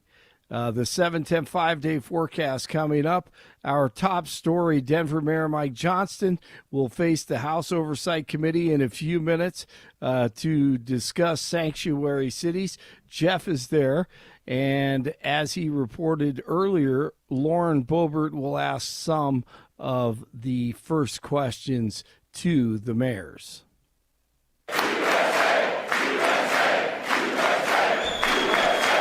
And one counties in our country, 2,700 to 525, on a map that reads almost completely red for Republicans. And the president went scoreboard early in the speech last night to remind the losers what happened. He knew that they'd sit on their hands all night, and they did, even when a young man named DJ, who's been fighting brain cancer and wants to become a police officer, was recognized. The lefties could not even applaud for him. And tonight, DJ, we're going to do you the biggest honor of them all. I am asking our new Secret Service Director, Sean Curran, to officially make you an agent of the United States Secret Service.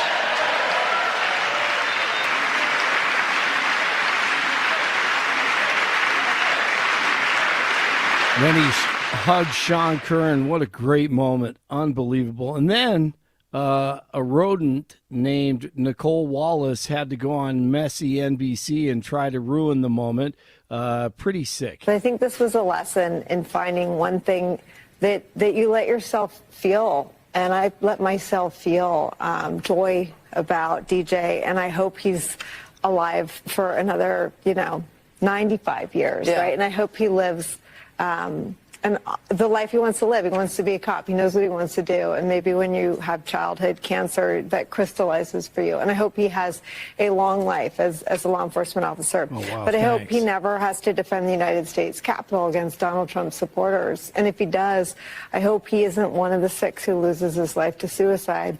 And I hope he isn't one who has to testify against the people who carried out acts of seditious conspiracy and then live to see Donald Trump pardon those people. Because you lied about January 6th, calling it worse than Pearl Harbor or 9/11, instead of what January 6th really was, the FBI guided tour of the Capitol building. Nicole Wallace is sick.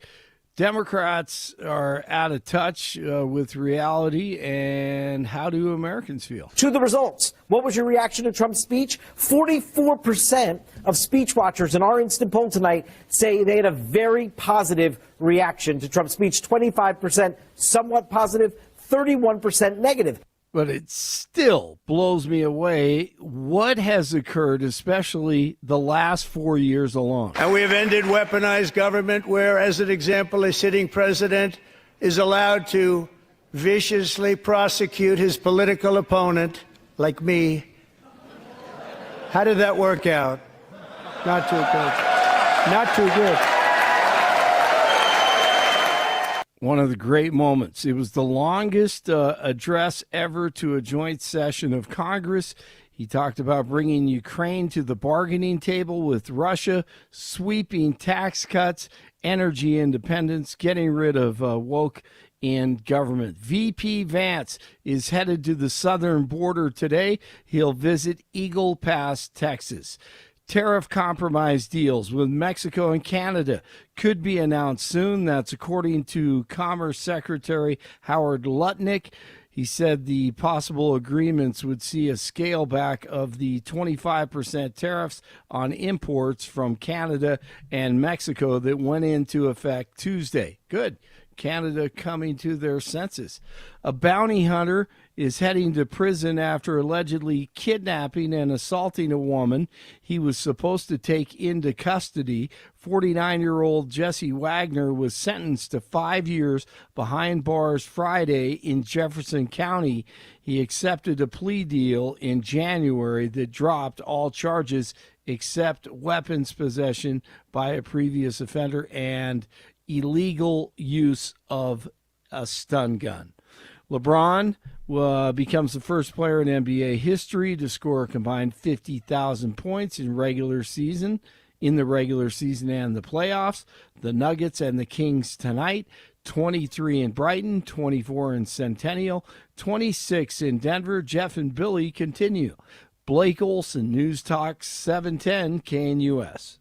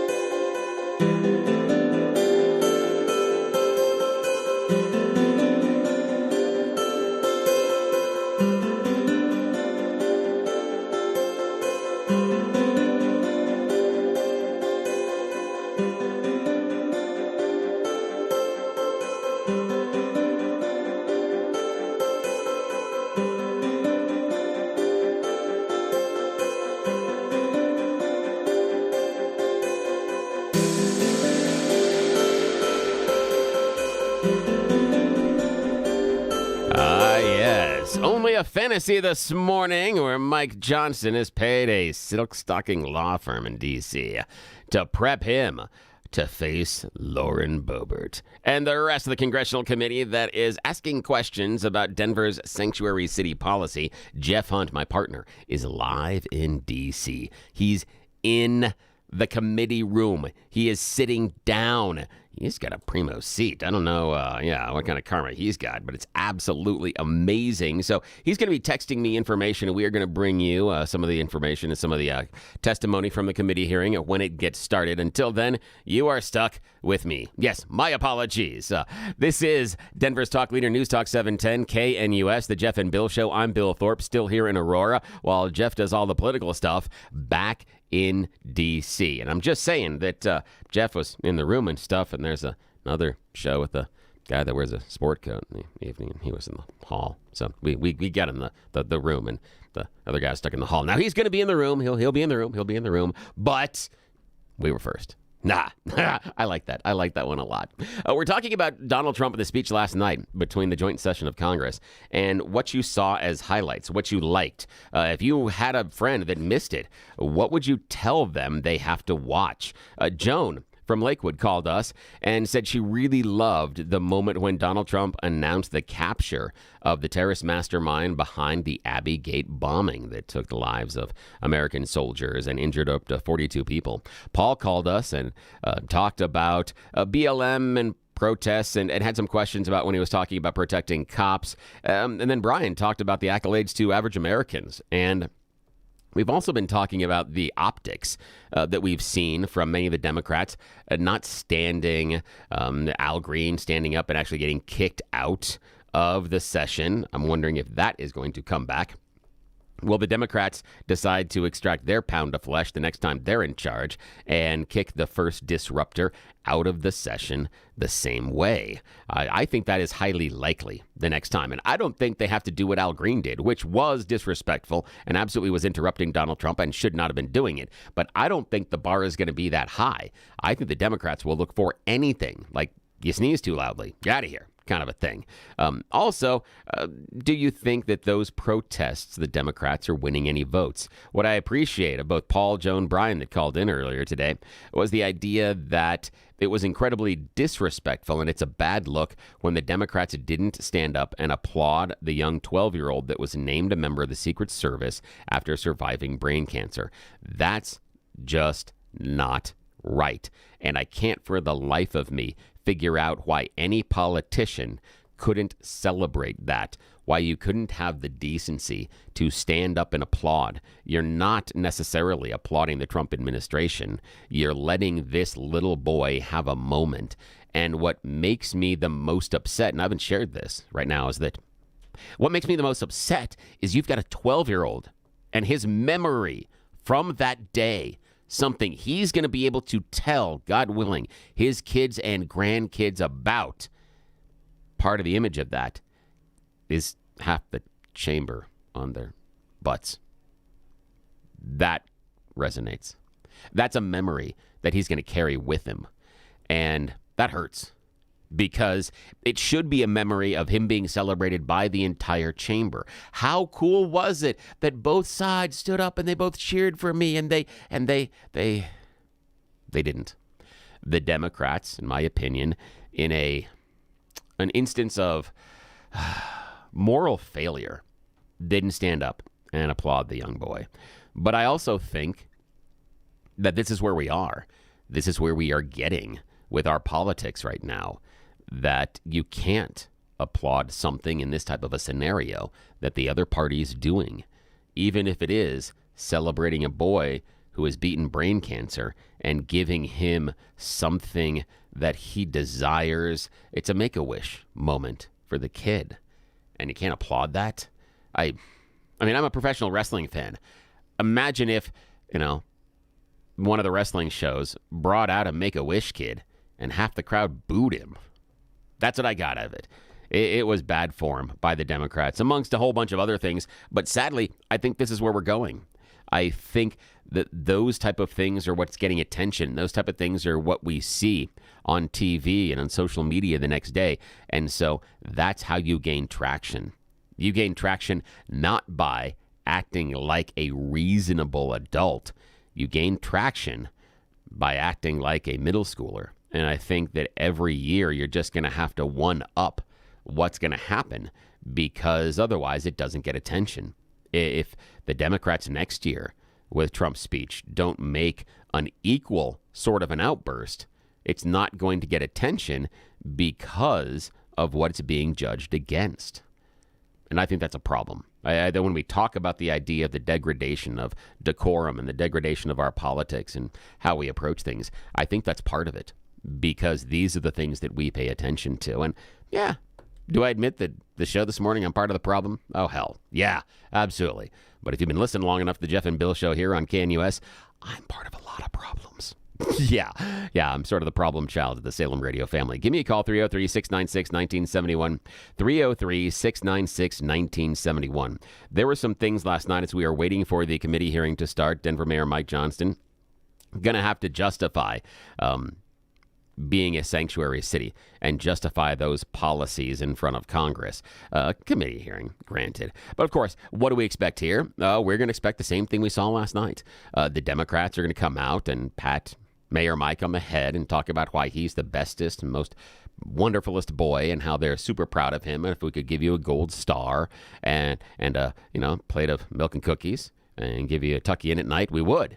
But the Democrats are going to talk about him not necessarily being the prodigal son. That's not the right Bible story, but the idea of him being someone that doesn't respect America, that puts the priorities of illegals over the tax-paying citizens of Denver. And they're going to have that with the mayors of Boston, New York, Chicago as well. That's how this is going to play out. But are we going to come to any conclusions, or are we just going to be making speeches? So that's what I want to know. Also, 303-696-1971, what did you like about Donald Trump's speech last night? What were the things that really, really resonated with you? There was something I wanted to point out real quickly as we're getting some text messages from Jeff. He's like, nothing is happening inside the room yet. Things look good. But, and we're going to share some pictures on the video with you as far as where he is. But the question I've got is, last night, Donald Trump talked about an interest rate drop. And he did just talk about one. He was talking about long-term securities. The 10-year T-bill interest rate dropped. That was the only interest rate. You're not seeing, the Fed's not dropping interest rates. In fact, they're holding right now, despite what Donald Trump said should happen. But he highlighted the idea of the 10-year T-bill rate dropping. Is that a good thing? It's not. This is the problem. That a couple of weeks ago, we created an inverted yield curve, which means short-term securities have a higher interest rate than long-term securities. So 3- and 5-year T-bills offer a better percentage interest rates than 10-year Treasury bills do right now. That's a problem. And the reason it's a problem, I don't get too geeky into the economics of it, but it is a likely indicator of a recession. When you have an inversion of the yield curve, more times than not, that signals a recession is coming. Does it mean we are going to have a recession? No. But it is a strong indicator that economic policies that exist at this moment can lead to a recession. We just recently had the Atlanta Fed talk about a drop in GDP of 1.6%, and they've upped that to 2.6 in the last 48 hours, 72 hours, I think now. And so they're looking at a swing of negative 2.6 GDP growth. That's from a positive of around 2.6. That's a swing of 5 points. That's a 5-point swing from positive to negative with GDP growth. Is this the golden age of America? If we get negative GDP growth in this quarter and the next, that's an official recession. 2 negative numbers in GDP growth for 2 quarters in a row is a recession. So is the golden age of America going to be, in part, characterized by a recession? Tariffs are going to increase prices. One thing Donald Trump didn't talk about last night is how he's going to lower prices. That surprised me. There was almost nothing in economic relief for the average man and woman in America. But that was one of the top reasons, if not the top reason, that people voted for him. Depending on the poll, it's immigration or the economy. The economy. It was all about Biden didn't understand how hard people are struggling. So where was the message from Donald Trump last night to help the people that are struggling? Prices of eggs going up. The odd thing is, the Trump administration has a plan to try and lower egg prices. It may actually work in the short term in some areas. There are some things to it that could help, but that wasn't outlined. And that's, I've got some questions about that. What do you think about the golden age of America? He said we are ushering in the golden age of America. But does that include you and I paying higher prices? Tariffs say so. If we're talking about lumber, Canadian lumber just got more expensive. That's going to make housing prices higher. There's part of this where, I don't know if I want to go into it, the idea of hard assets getting more expensive while goods and services becoming less expensive. And this is a trend that's happened over the last decade and more, where hard asset prices, things like land, houses, gold, those prices are going up while other prices for goods and services fall. Prices for TVs, your cell phone, sometimes going to the restaurant. Now, it doesn't mean it's fallen, at a huge rate, but it's become more affordable. Then what I mean by this is, with few exceptions, you can go out there and buy a TV that is just as good as what Jeff Bezos or Mark Zuckerberg could buy. But you can't go out there and buy the assets. You can't go out there and buy the land, buy the company, buy the buildings, buy the yachts. I could buy yachts or goods and services, so that's a bad example. But you can't invest. You can't go out and buy an office building. You can't go buy your own island. You can't do things like that. Those are harder assets, and those prices have been going up. But you can go out there and buy a TV, in most cases, that's not that much different than what those millionaires and billionaires put on their wall. And that's the separation that we've seen inside of our economy, the separation between the haves and have-nots. And I was looking for something last night from Donald Trump that was going to lift up the have-nots, that was going to give the average person in America a chance to close that gap. And I didn't hear it. And continuing Trump's tax cuts, I don't believe is going to do that. But what do you think was the highlight of Donald Trump's speech last night? For me, I did like the capture of the Abbey Gate terrorist. I agree with Joan in Lakewood. That for me was a surprise and a highlight, and that should have been celebrated by everyone because regardless of how you feel Joe Biden dealt with the withdrawal in Afghanistan and how the table was set for him, what happened there, the people responsible needed to be held to account. And I feel it was a failure by the Biden administration to not make that a priority and to put it front and center, even if it was just lip service at times, that we could have been able to get through that. But tell you what, I'm going to step aside for just a moment, and I'm going to connect with the committee hearing in just a sec. And then when we come back, we will check in with the hearing and see what Jeff says. We'll be back and see what Mayor Mike Johnston of Denver is telling the congressional hearing in just a minute. This is Denver's Talk Leader, News Talk 710, KNUS, The Jeff and Bill Show.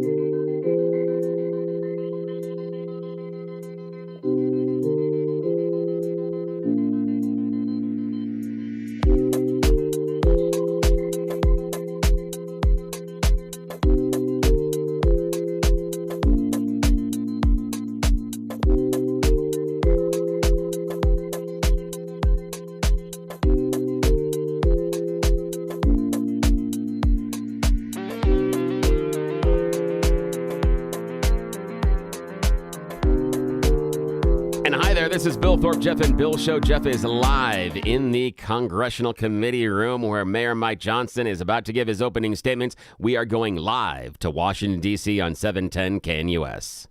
Good morning, Mr. Chairman, and thank you for inviting me to That's testify Denver Mayor today. Johnston. This committee convened this hearing on the critical topic of immigration. I want to tell you Denver's story. When I became mayor 20 months ago, Denver was already receiving buses of immigrants with little to no notice or coordination. At one point, we were receiving 10 to 11 buses a day, dropping off as many as 300 people, mostly women and children, in 10-degree weather with only sandals and a T-shirt, leaving them in danger of freezing to death on our streets. All told, 42,000 people arrived in Denver over 18 months, the largest per capita influx of any city in America. We are each entitled to our own opinion about what should happen at the border, but that was not the question facing Denver. The question Denver faced was, what will you do with a mom and 2 kids dropped on the streets of our city with no warm clothes, no food, and no place to stay? As mayor, I have to protect the health and safety of everyone in our city. As a man of faith, I have a moral obligation to care for those in need. As Scripture says, "For I was hungry, and you gave me something to eat. I was thirsty, you gave me something to drink. I was a stranger, and you invited me in." So that's what we did. In Denver, we believe our problems are solvable, and we are the ones to solve them. So we went to work. When we started, we had the largest encampment in Denver history, with more than 200 migrant families living in freezing temperatures. So we opened 8 different city shelters housing 5,000 people. City employees volunteered to take extra shifts, and Denver residents stepped up, making meals, donating clothes, furniture, school supplies. Some even welcomed families into their own homes. We helped 8,700 eligible individuals apply for work authorization so they could put food on their own table, pay their own rent, and reduce the strain on public resources. As a result, a year later, there is not a single migrant encampment left in the city. We have closed all of our shelters. We have connected people to jobs and housing, and the city's immigrant support budget has dropped by nearly 90%. And in the midst of this, migrants did not bring a wave of crime to Denver. In fact, crime went down. Homicides dropped 17%, shooting victims dropped 24%, auto theft down 29%. America is not just a place, it's a belief. Some people are born into it, some fight their whole life to get to it.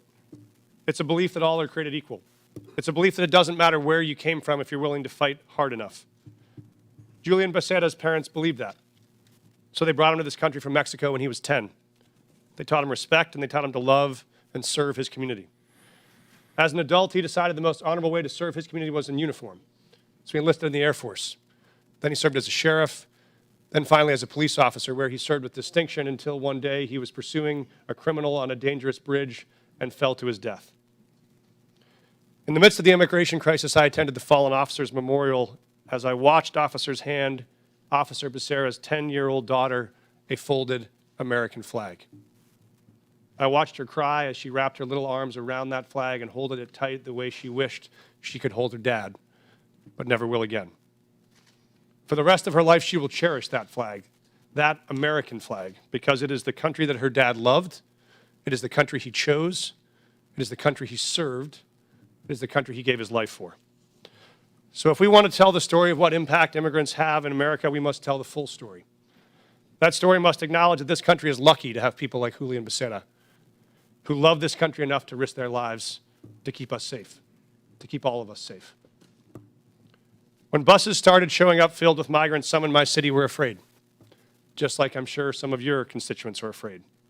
They were afraid about crime and homelessness and worried about what these new people might take away from them. I understand that fear. And the truth is, people who are new to this country do good and bad just like all of us. But there's another truth. When those buses kept on coming, Denver made a choice as a city, not to hate each other, but to help each other.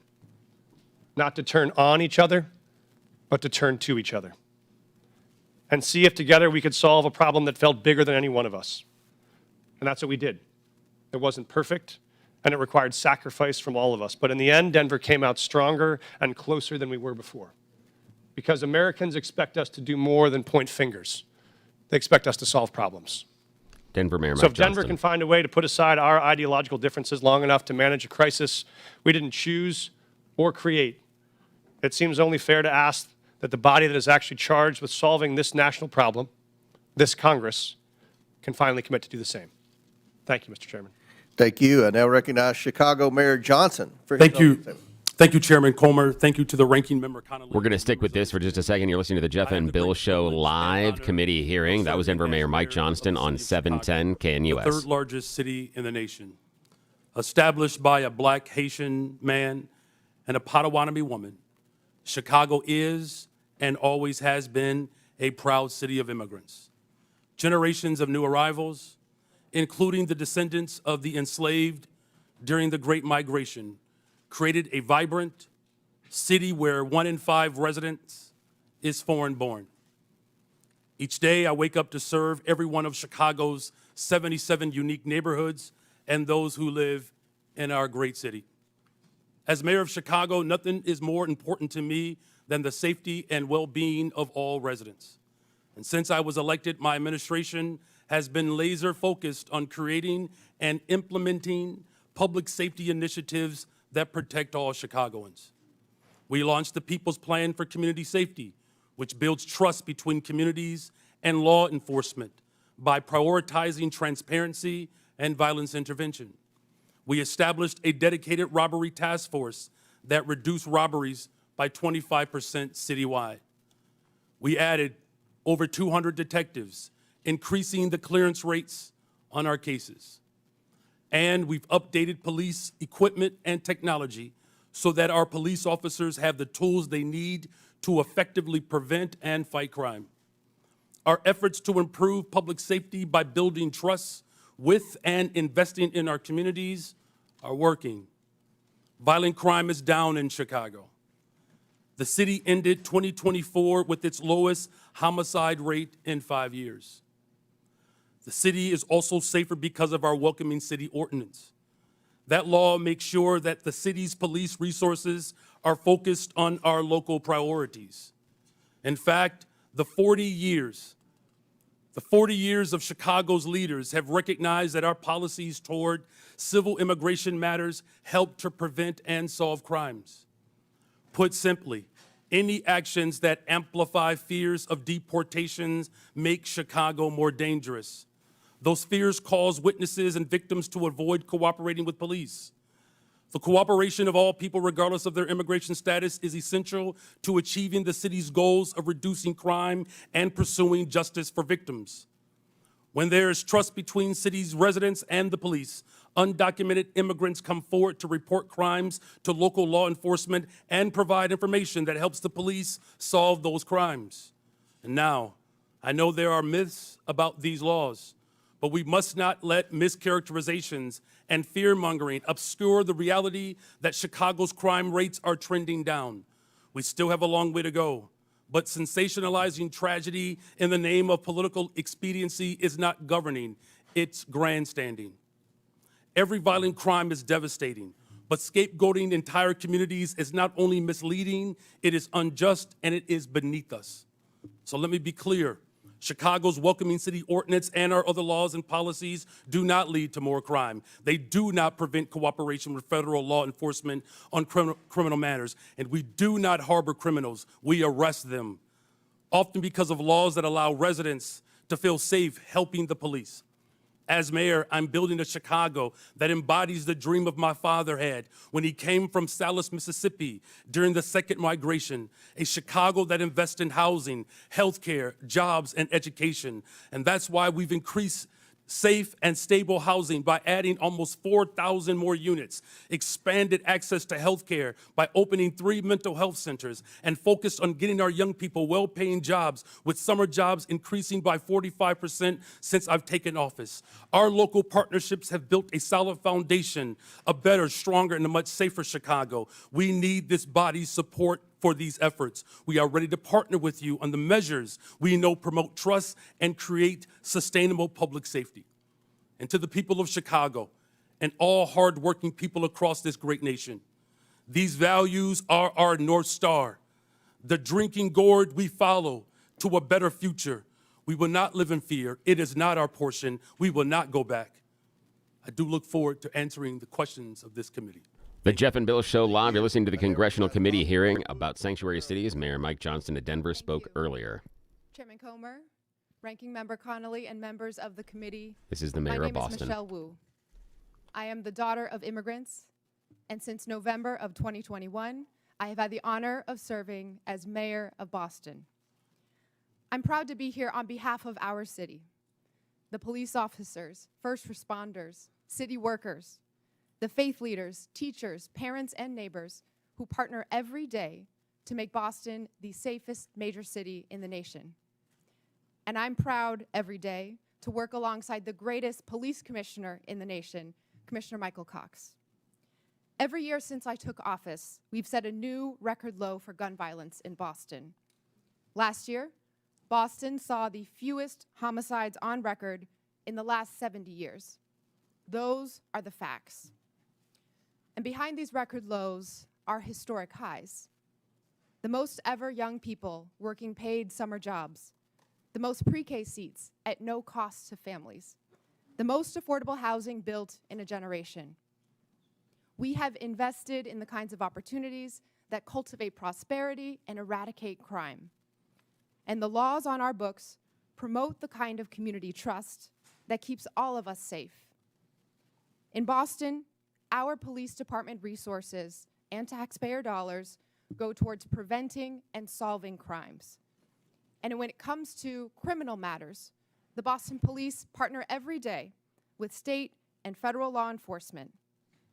But Massachusetts state law and the Boston Trust Act make clear that immigration is federal law enforcement's responsibility.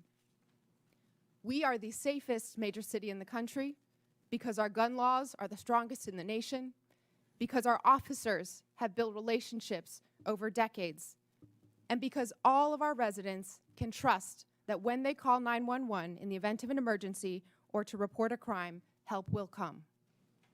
This federal administration's approach is undermining that trust. In the past month, I've met with residents and faith leaders in community centers and places of worship, asking my constituents what they want Congress to know. And what I heard over and over again was fear and frustration. I spoke with pastors whose pews are half empty on Sundays, doctors whose patients are missing appointments, teachers whose students aren't coming to class, neighbors afraid to report crimes in their communities, and victims of violence who won't call the police. This federal administration is making hardworking, tax-paying, God-fearing residents afraid to live their lives. A city that's scared is not a city that's safe. A land ruled by fear is not the land of the free.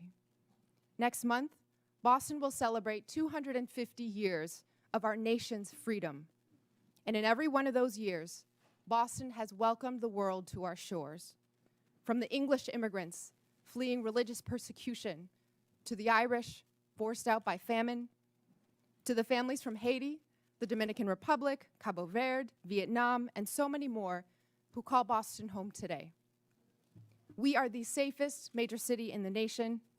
We are home to the greatest healthcare, the greatest colleges and universities, the most advanced innovators, and the 2024 world champion Boston Celtics.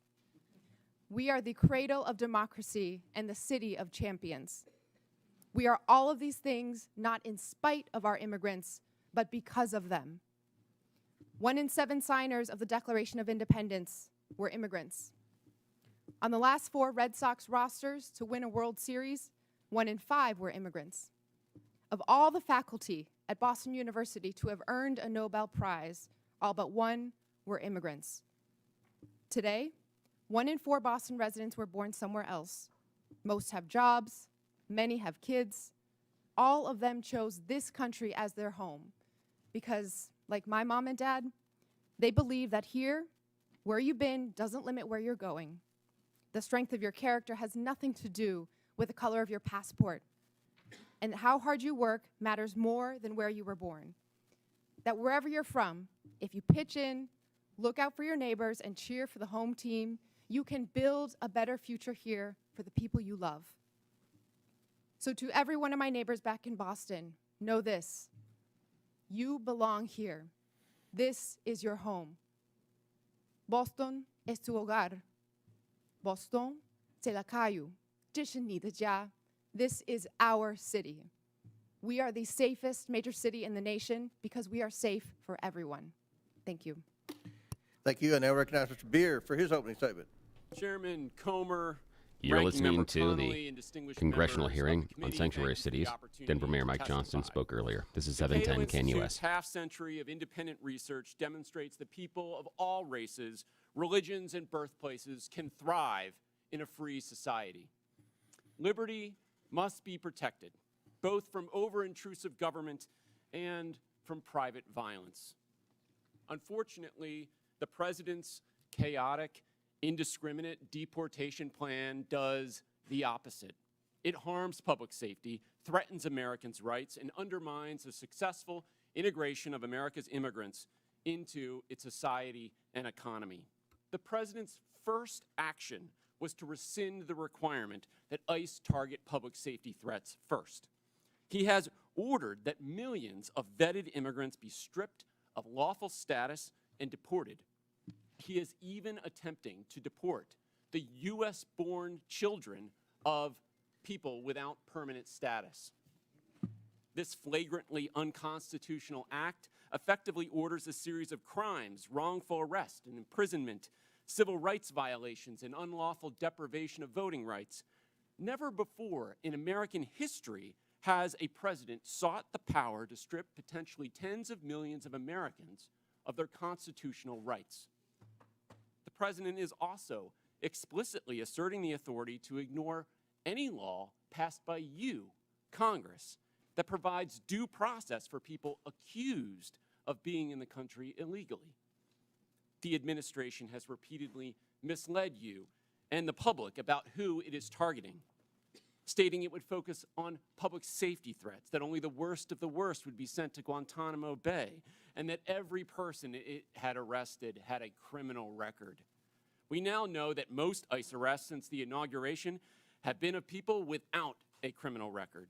Indeed, he is arresting people who entered legally, never violated any law, and sending them to Guantanamo Bay prison. It is no surprise in this lawless environment that many people and many cities simply do not trust the federal government on immigration. That is a problem. But under our Constitution, states determine their policies. Congress cannot force them. It must reestablish trust. Unfortunately, some members of Congress want to force an indiscriminate policy of mass deportation on the entire country with no public safety focus. If Congress wants more cooperation, it should address the concerns of these cities. What Congress should do is reestablish trust. Indiscriminate mass deportation agenda is a far greater threat to public safety than any city policy. A mountain of empirical research shows that reasonable restrictions on ICE cooperation do not increase crime rates, and that immigrants lower crime rates. Immigrants, including illegal immigrants, commit crimes serious enough for them to be incarcerated at half the rate of U.S.-born Americans. Data from Texas shows that illegal immigrants are 36% less likely to commit and be convicted of murder. At least before this current mass deportation effort, immigrants were more likely to report crimes than U.S.-born Americans. Don't jeopardize that.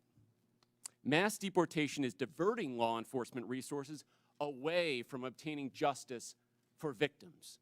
Indeed, it even targets the victims. Sabotaging local economies and obliterating communities will not restore public safety. It will make us poor while increasing the crime rate and victimization rate for Americans. There is a better approach. We don't need chaos and disorder of illegal immigration or of mass deportation. Why don't people come legally? Because Congress has provided so few options for them to do so, not updating its laws in the last 3.5 decades. Just 3% of those applying for permanent legal status in 2024 received it. That's the failed policy. Let peaceful immigrants pay to get vetted, work, and contribute legally. And let law enforcement at all levels focus on keeping Americans safe. Thank you.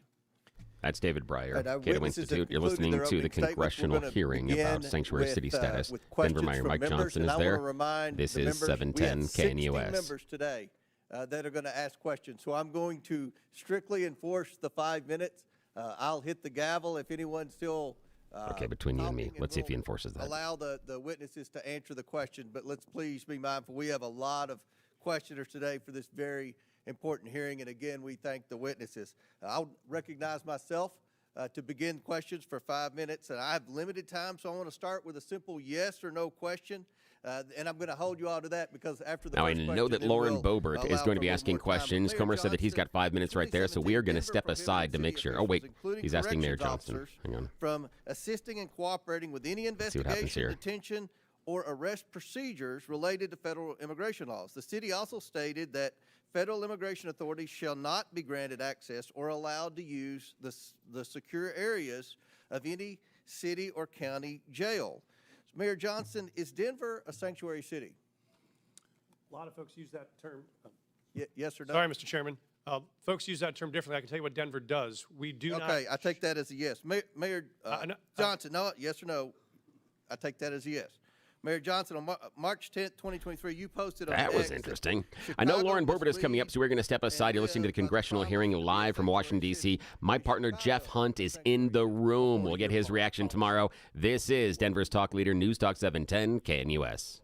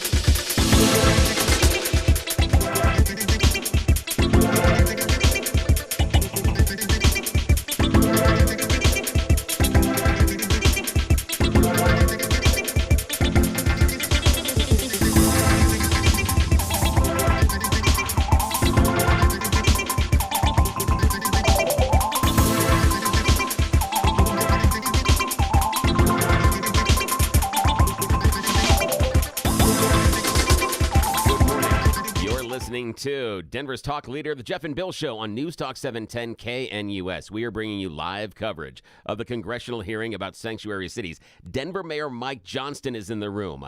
Eric Adams from New York. Johnson, the mayor of Chicago. Mayor Wu of Boston was just answering questions from the ranking member, Mr. Connolly. We are now moving along and going to bring you the hearing live. My partner, Jeff Hunt, is in the room. Playing by the rules, paying taxes. There is no one that is seeking hell to come to Denver. What people are looking for is opportunity and hope. And for the record, he can do whatever he wants to do, I guess.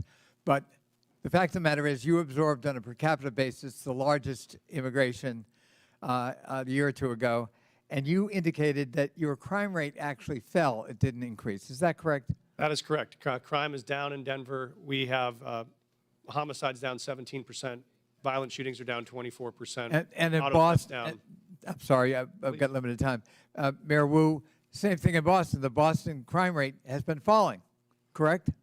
We had 24 homicides last year, 24 too many, but that represented a tremendous reduction, one of the biggest drops anywhere in the country. Thank you. So the correlation between immigration and crime is false, as you point out, Mr. Beer. Perhaps you can elaborate that. I find it ironic that you characterized correctly, in my view, President Trump and Tom Homan's approach to immigration as lawless when they're invoking law and order and crime as the rationale for their lawlessness. Could you expand on the lawlessness and the irony of the fact that, as you point out in your testimony, the crime rate among immigrants is half that of the native population? That's right. I have a table in my written testimony that you can look at. Top 20 cities for immigration court filings over the last 4 years. 19 of those cities saw a decline in their homicide rate. If you look at all of the major cities, there is a negative correlation between increasing numbers of immigrants and the homicide rate. So that means more immigrants, lower homicide rates. That holds true across the United States. So I think the correlation that's trying to be made is more immigrants, more illegal immigrants, more chaos, more crime. That does not hold. What we do see under this administration is an increasing willingness to ignore the laws. He has, as I mentioned, signed an executive order that says he can ignore due process rights for people who are accused of being in the country illegally. This is an incredibly dangerous assertion of authority and should be investigated by Congress. And is it a reasonable proposition for a local leader? I know I was chairman of my county, which is like being mayor of a large county, and you know, we focused on local law enforcement. You know, we tried to help the feds when we could.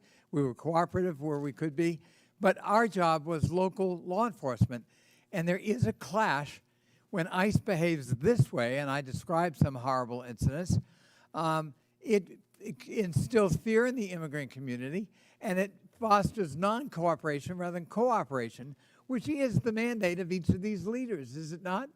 Absolutely. We want cooperation. Many of these cities are the reason why immigrants are more likely to cooperate and report crimes to the police than the U.S.-born population is. So there are good reasons to limit this mass deportation of people in their communities. I would just argue that the premise of this hearing is false.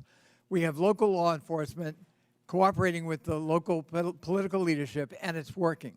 It's bringing down crime rates. And the proposition that immigrants cause crime is false, in fact, patently false, as your testimony, I think, would demonstrate, Mr. Beer. And the idea that these are sanctuary cities that need to be punished is simply a war on urban America. And I'm proud of the mayors who are in front of us here today, and I thank them for their testimony, and I thank them for their service to their local communities.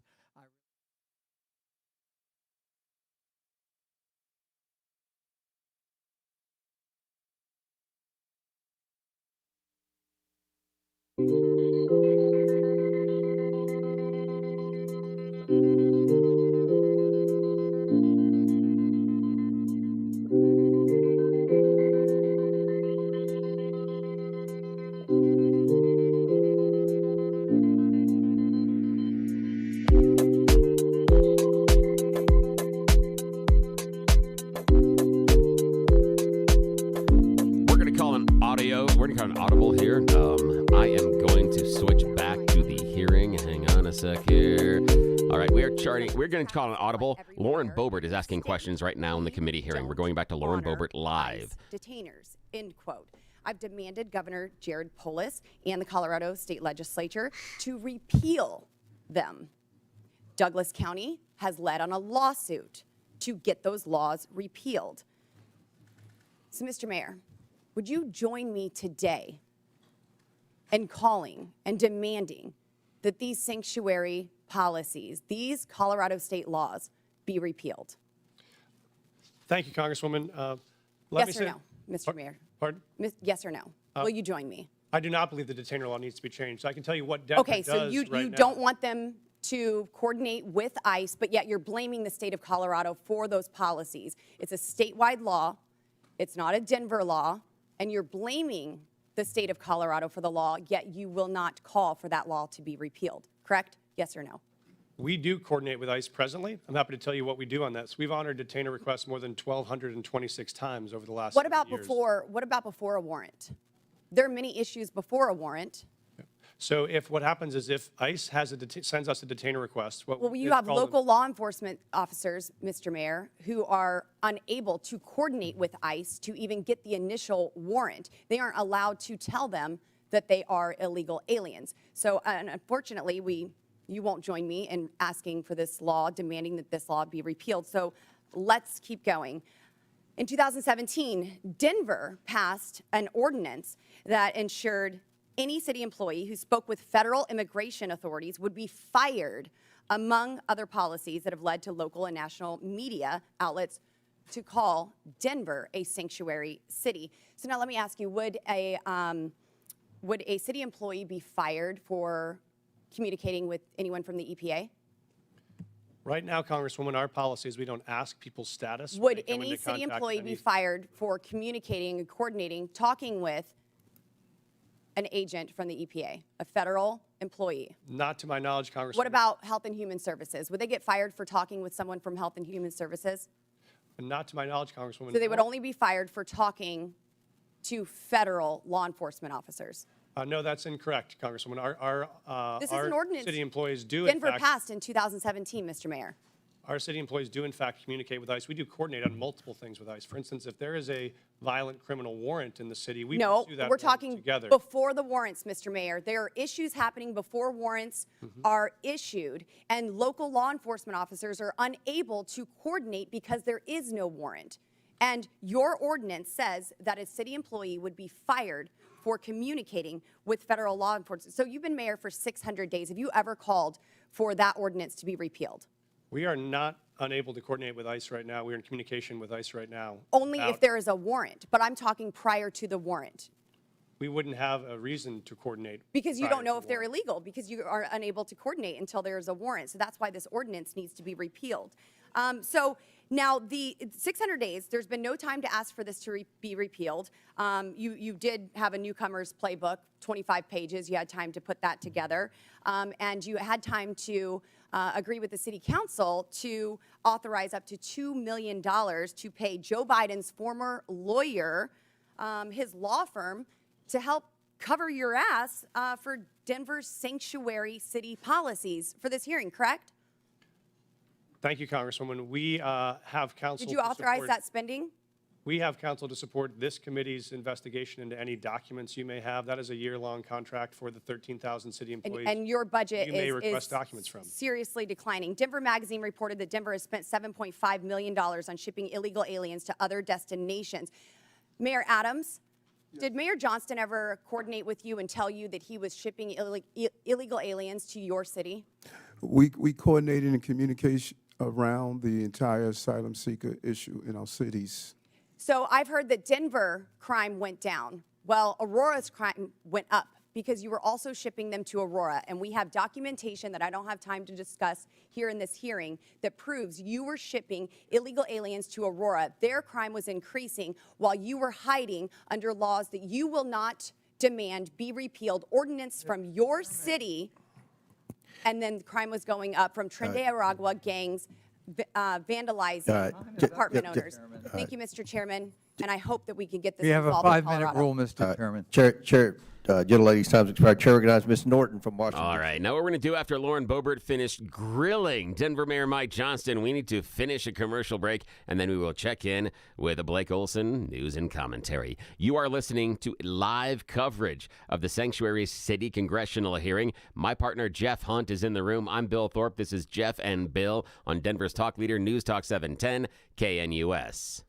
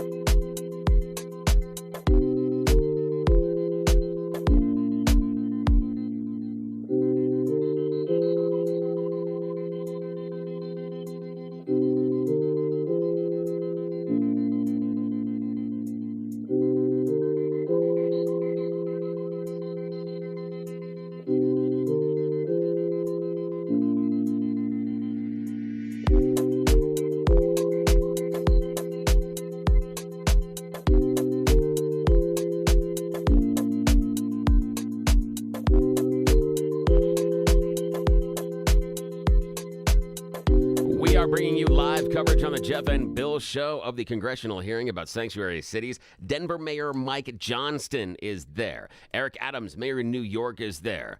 Johnson, the mayor of Chicago. Wu, the mayor of Boston. David Beyer of the Cato Institute, all there testifying, and my man Jeff Hunt live in the room. He's going to bring you his personal reactions to all the chaos. We just heard Lauren Boebert giving the what for to Denver Mayor Mike Johnston. Hope you enjoyed that. We're going to check in and continue the hearing. But first, we are going to check in with Blake Olson for news and commentary. Good morning, sir. Blake Olson. Blake Olson, news and comment.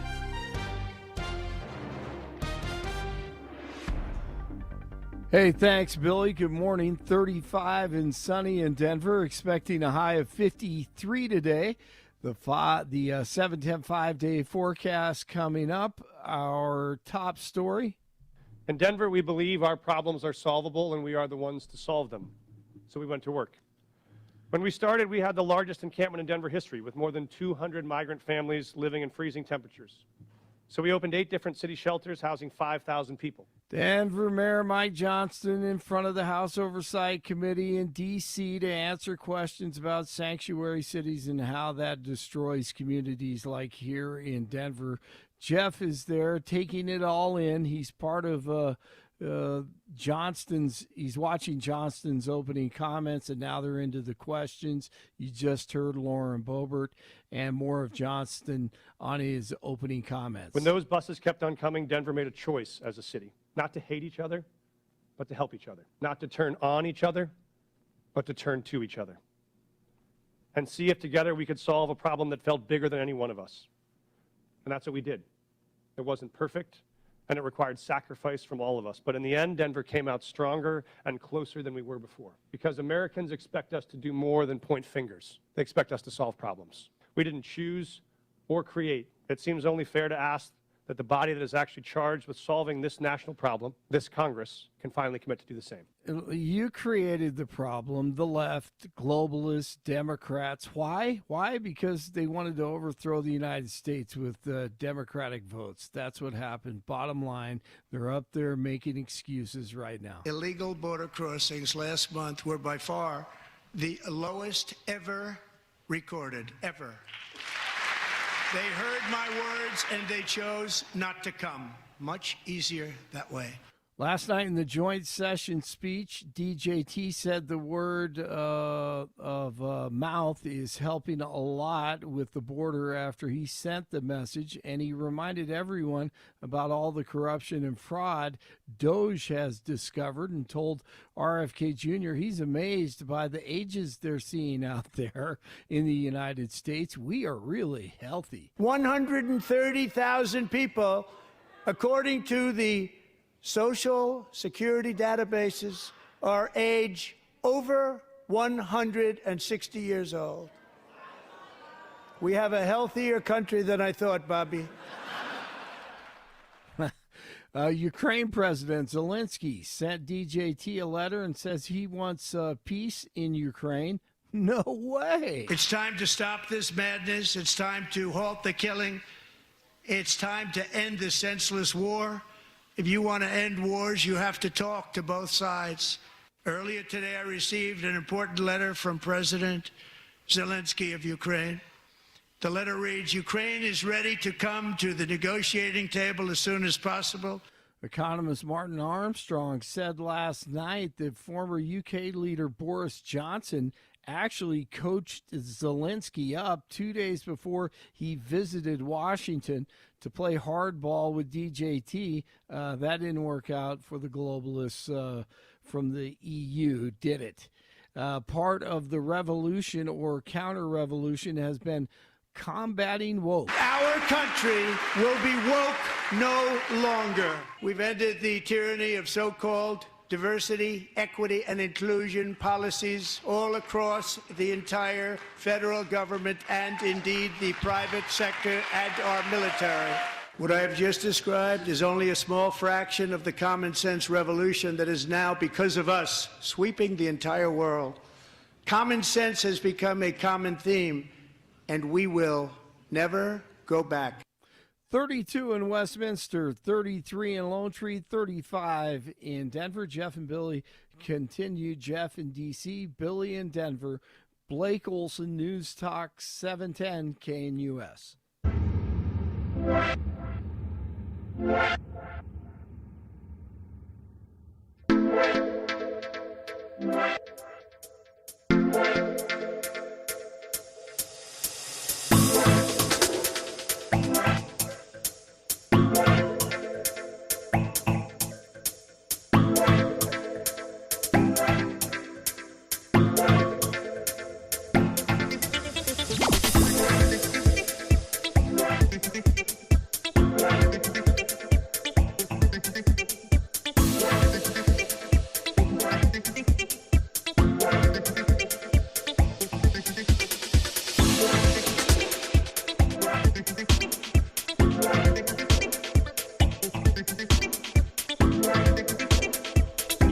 To News Talk 710 KNUS. We are bringing you the Congressional Oversight hearing live. Lauren Boebert just gave the what for to Denver Mayor Mike Johnston just a little bit ago.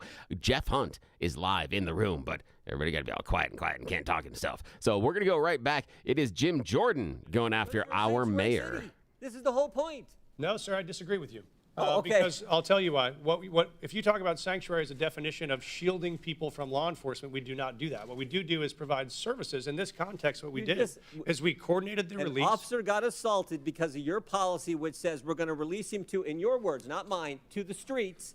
They have to arrest him in the parking lot. They bring 6 officers when they could have had 1 or 2 just come in your facility, in the jail, and take the guy there. But you won't do it that way. I've seen the video. I've reached out to ICE. I've offered to sit down and coordinate on strategies. If we need to make adjustments to what we do on releases, we'll do that. This is the first time in the 1,226 releases You know, I've I read your written testimony last night. I read your written testimony last night. 4.5 pages. And you used the words safe, safer, or safety 13 times. Talking about my job is to protect the safety of the people in Denver. We prioritizing making sure everyone in our community is safe. That's a lie. Because it was not safer for the ICE agents who are part of your community. No way was it safer. The safest thing to do is to say, ICE, we got him in custody. Come here, we're releasing. We held him 345 days. We can't hold him a second longer. We can't wait for you to come inside the building. We got to let him go, so you have to arrest him in the parking lot. That is how stupid sanctuary policies are and what they mean to the community that you put at risk and to the ICE officers ICE officer who was assaulted. And they had to use a taser on it's not good. Mr. Chairman, Mr. Chairman, 5 minutes is up. Consent request. Gentlemen's time's expired. Chair recognizes Mr. Lynch from Massachusetts. Thank you, Mr. Chairman and Ranking Member Conley. I want to thank the panelists for your willingness to come before the committee and help us with our work. You know, I truly believe that if we had a rational and comprehensive immigration policy in this country, if we competently regulated the flow of immigration, if we knew the purpose and circumstances of each immigrant's arrival here, and if every immigrant knew what was expected of them when they arrived, I honestly and truly believe that immigration could be the greatest blessing for our country. Look at our world rivals, China and Russia. No one is trying to sneak into China, sneak into Russia. It's because of what we offer here as a nation. There is a substantive issue that's at play here. And I want to address that. So under Article 1, Section 8, Clause 4 of the Constitution, it provides Congress, and I'll read the section here, to establish a uniform rule of naturalization. And Clause 18 further provides that Congress has the power to make all laws that shall be necessary and proper to execute its enumerated powers, including immigration. So it appears that Congress has taken up that responsibility in the Immigration and Nationality Act, which they exercise under constitutional writ. On the other hand, we have local so-called sanctuary city laws that at times, so those sanctuary cities laws tend to address local cooperation with federal authorities in your jurisdictions, within your cities. And sometimes it does appear that the sanctuary city laws are defending against the congressional grant of authority to operate in that area. Now, you all, as mayors, and I ask this of the entire panel, you deal with this every single day, and we've heard some of it in your testimony eloquently. How do we, as lawmakers, we're struggling with this right now. There's a tension between that authority of Congress to act under Article 1 of the Constitution and then your responsibility, nobly taken, to provide a safe environment for the residents and visitors to your cities. How do we reconcile, and I'm asking you for advice. You have a great perspective on this. How do we together reconcile the tension between those two operating systems, grants of power?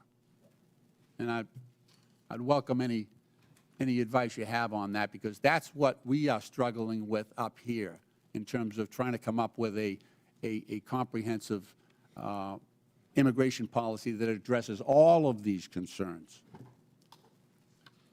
Mayor Johnston? Congressman, I'm happy to start the response.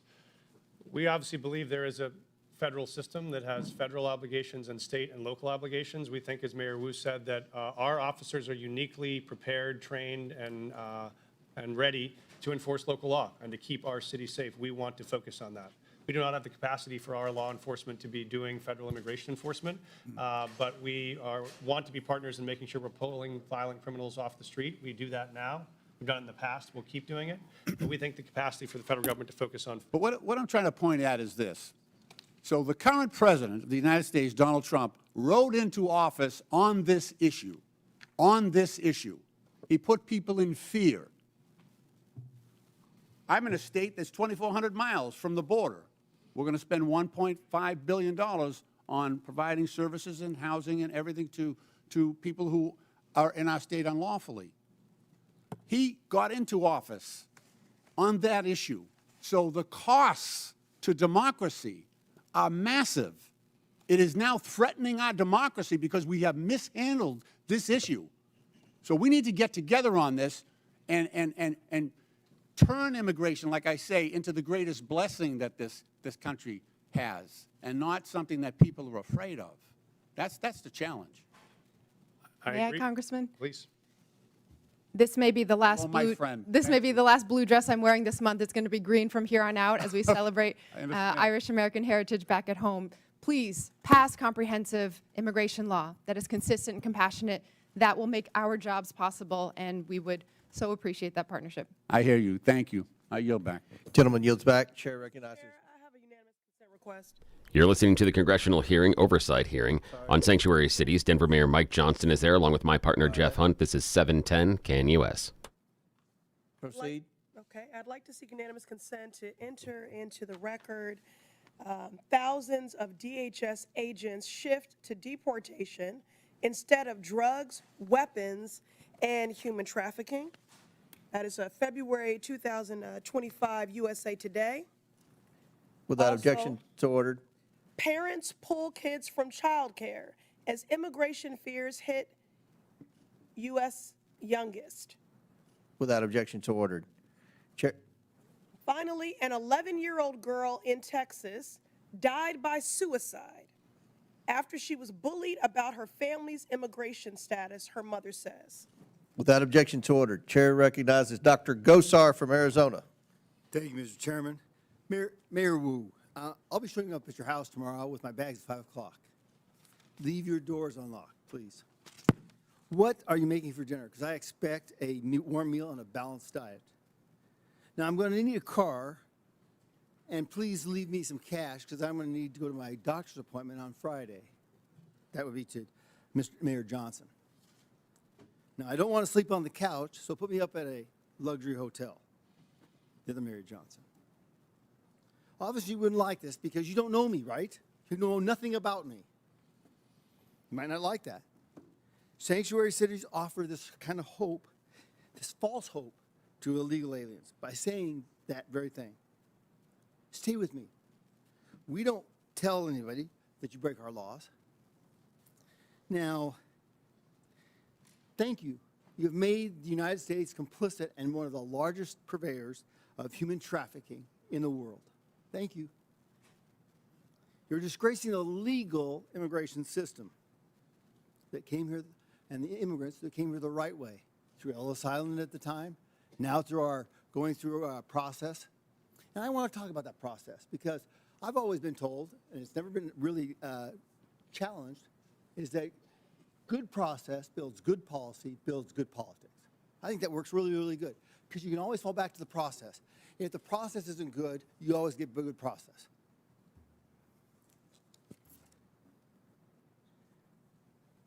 Now, you heard the word establishing trust, okay? How can you establish trust at the very beginning when you have a false narrative here? You're defending folks who have broken the law. The definition I've always looked at is trust is a series of promises kept. What kind of trust are you supporting here? What is the trust with an illegal alien? It's a false hope. It's a false trust. Welcome. We're bringing you in. It's disorganized process. Now, let me ask you a question. Mayor Adams, did you support SB 1070? I'm sorry? Did you support the Arizona law called SB 1070? I'm not familiar with it, sir. Well, let me explain, okay? Mm-hmm. SB 1070 challenged the federal government on its supremacy clause.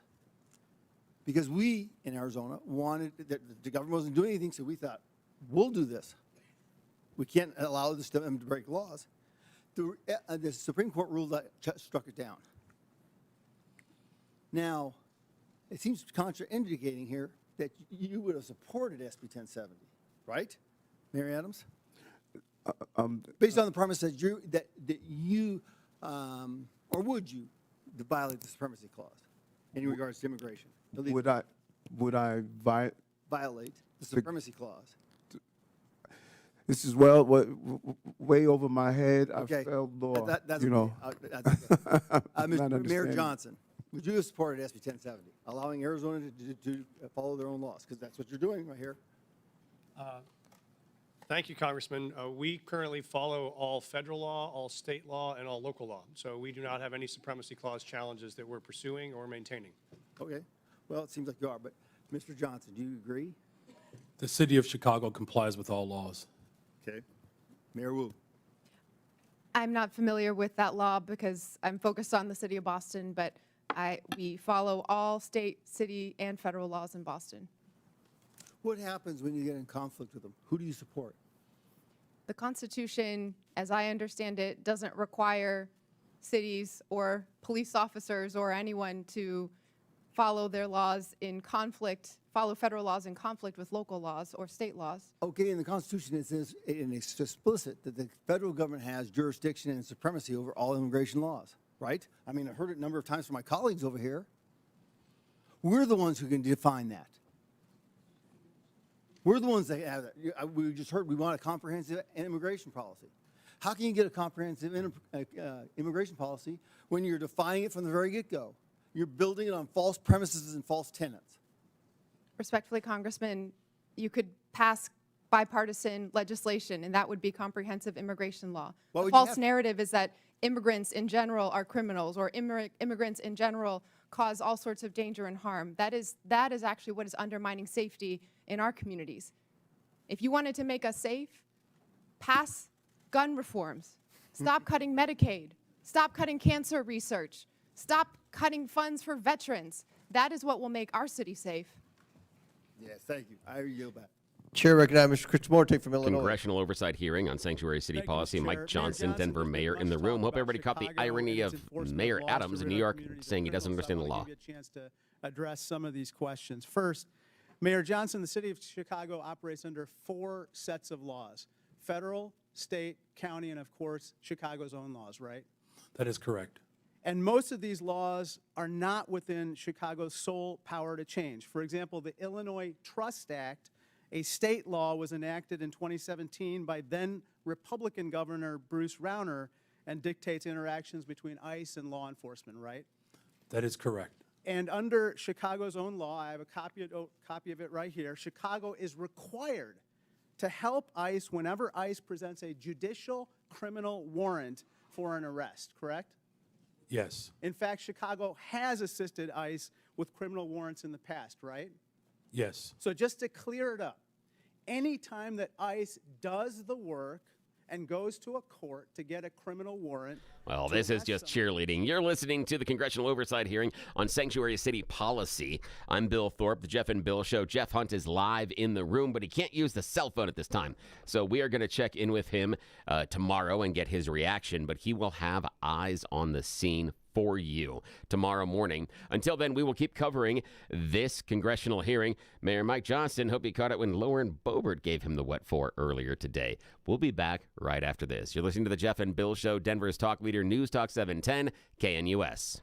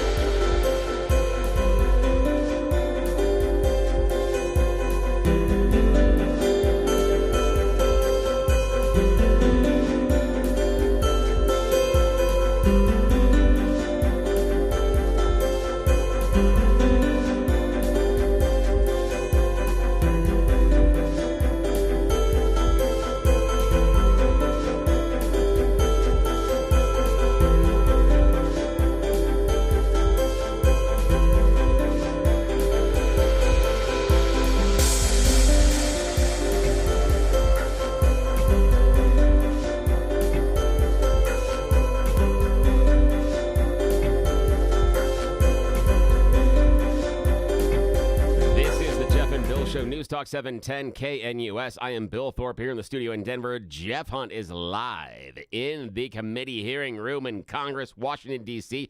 We are going to check in with the oversight hearing on sanctuary cities. This is Mayor Johnston of Chicago responding. Mayor Mike Johnston is in the room as well. Was the result of the governor of Texas, not the result of a welcoming city ordinance. welcoming city ordinance. So you're not welcoming these people that came here illegally? The individuals that were bused to us from the border. From They were Governor not Abbott. welcome in Chicago? You didn't welcome them? You didn't provide them sanctuary? So the welcome in city ordinance is pretty straightforward. It allows for our local law enforcement to focus on local policies, and that's why we're seeing a decline in violence. So you in the don't city of care Chicago. about federal law enforcement policies, only local policies? We comply with all laws. What I do care about is this body, Washington, passing comprehensive immigration So let me ask you this. Chicago residents reported 28,443 violent crimes during 2024 alone, cases of aggravated assault rising to the highest level in 2 decades. Now, also, state funds, $160 million, were issued to illegal alien job assistance shelters in Chicago. You're the mayor of Chicago. Do you think that your residents or the residents of your state should be paying for that more than they should be paying for their own needs, their own roads, their own public safety? I mean, who elected you? The people that came illegally, whether they were sent to you or not, or the people that reside in Chicago? Who elected you? And who do you serve? The people of Chicago elected me as the 57th mayor of the city of Chicago, and we serve all the residents of the city of Chicago. Illegal or not, criminal or not. How many of the 662,566 illegal aliens with criminal histories that ICE has reported are now residing in Chicago? Someone will have to get back with you with that number. I don't keep account Do you take immigration information from criminals as they're arrested and processed? Do you take immigration information? Our local law enforcement focuses on getting all violent individuals off the streets Do you determine whether of they're Chicago. here legally, what their immigration status is as a function of your justice Gentlemen, system? time's expired, but please feel free to answer the question, Mayor. The Welcome in City ordinance ensures that our local residents communicate and trust local law enforcement to ensure that criminals and crime is being addressed, and you that's have why no violent idea how crime many are illegal. has Thank gone you, down Mr. in the Chairman. city I'll of yield. Chicago. Thank you very much, Chair Congressman. now Mr. Chairman, I have a unanimous consent request. Chair now Mr. recognizes. Chairman, I have a unanimous consent request. I'm sorry, Ms. Presley. I have unanimous consent request. Go ahead. Thank you. I'd like to seek unanimous consent to enter into the record. Mass deportations would deliver a catastrophic blow to the U.S. economy. This is from the Joint Economic Committee, December 2024. From where? What publication? The Joint Economic Committee, December 2024. Without objection, so ordered. I'd like to seek unanimous consent to enter into the record from the American Immigration Council, October 2024. Mass deportation, devastating cost to America, its budget and economy. Without objection, so ordered. Chair recognizes Mr. Khanna from California. Mr. Chair. Wait, I'm sorry. Mayor Wu needs a short break to attend to her young child. Mayor. Mr. Chairman, I got the note that the baby's okay for now, so I'll continue. But thank you. I will. I believe from my husband that the baby's okay, and okay, well, and the arrangement, if it's okay, was that everyone would take a break, so I wouldn't have to go into a back room by myself to nurse when it's time. Thank you. Chair recognizes Mr. Khanna. Thank you, Mr. Chair. Mr. Chair, I find the Republican position in this hearing quite ironic, because the Republicans are the party that are always touting local government, state government, local control, and not having federal overreach. So I want to explore actually one of your favorite topics on the other side of the aisle, the infamous mask mandates. I know how much you love them. When CDC came out with the mask mandate order of January 29, 2021, they said that we needed to have fines of $1,500 for anyone who didn't wear a mask on a plane or in a public space. And they said that there needed to be referred criminally to the Transportation Authority if they violated it more than once. Now, Governor Abbott said in Executive Order 38, we're not going to enforce, we're not going to have our cities enforce the mask mandate. And Governor DeSantis said the same thing. We're not going to have our local police enforce the mandate. I want to ask Mayor Adams and Mayor Wu, because you had slightly different views on the mask mandate, but Mayor Adams, you were actually praised in New York for saying we are going to take away some of these mask mandates earlier so businesses can open and there can be a revival in New York. Did you ever, in law enforcement, to your knowledge, enforce the CDC mask mandate and ask your law enforcement to fine people who didn't wear a mask $1,500? What we did was looked at the science and looked at how it will impact business, and after issuing warnings in education. But I think it's fair to say, Mayor, right, you never referred anyone to the Transportation Department for prosecution, and you never had local police out there saying we're going to fine people $1,500 with the CDC mandate. The goal was to always ensure that people will carry out the procedure, and we did several education and warning in the process. Mayor Wu, you were a great advocate of masks and looked at the science. Do you know if your city government actually ever used police resources to carry out the CDC or Transportation Department's mask mandate where they were fining $1,500 or referring for criminal prosecution? I am not aware of any incidents of someone in Boston having been fined or prosecuted for any mask-related issues. We certainly prioritize public health and saving lives, and so our role as a city was to provide positive communication, outreach, make sure there were signs and different community organizations that could go and remind people to stay safe and do their best to take care of each other and their families. As much of an advocate as you were for masks, and I was an advocate for masks, would you have been hesitant to order your law enforcement, your local police, to say if someone was violating those mask mandates that we need to cooperate and turn them over to the Transportation Department for prosecution? Would that have given you some pause if the federal government were saying use your police departments to fine people $1,500 and give us their records for criminal prosecution? Yes, it would have. And so I guess I'm trying to understand, you know, if we set this precedent that we want cities to be enforcing every federal mandate, then what happens when there's a new Democratic president that comes and says we want a mask mandate that the Republicans may not want? And when there are conservatives like Governor DeSantis or Governor Abbott saying we don't want our cities to enforce that. Do you see, Mayor Wu, any difference between a federal government asking you to enforce laws that ICE is doing versus a federal government asking you to enforce a mask mandate or, frankly, to enforce gun laws that may not be what your local city department is focused on? It does seem that local authority is part of our democracy and part of our system of government. Isn't the real issue here not one of immigration, but of federalism? Isn't the question, I mean, everyone agrees that there needs to be, if there's someone who's convicted of a crime, that ICE has the right to enforce those laws. The question is just, are you going to have local governments in this country be beholden to every new president's directives and an arm for enforcing that? My view is that we ought to have local governments be able to use their police officers for their priorities. That, in its essence, is federalism, and it actually used to be the conservative Republican position. Gentlemen's time's expired. Chair recognizes Dr. Fox from North Carolina. Thank you, Mr. Chairman.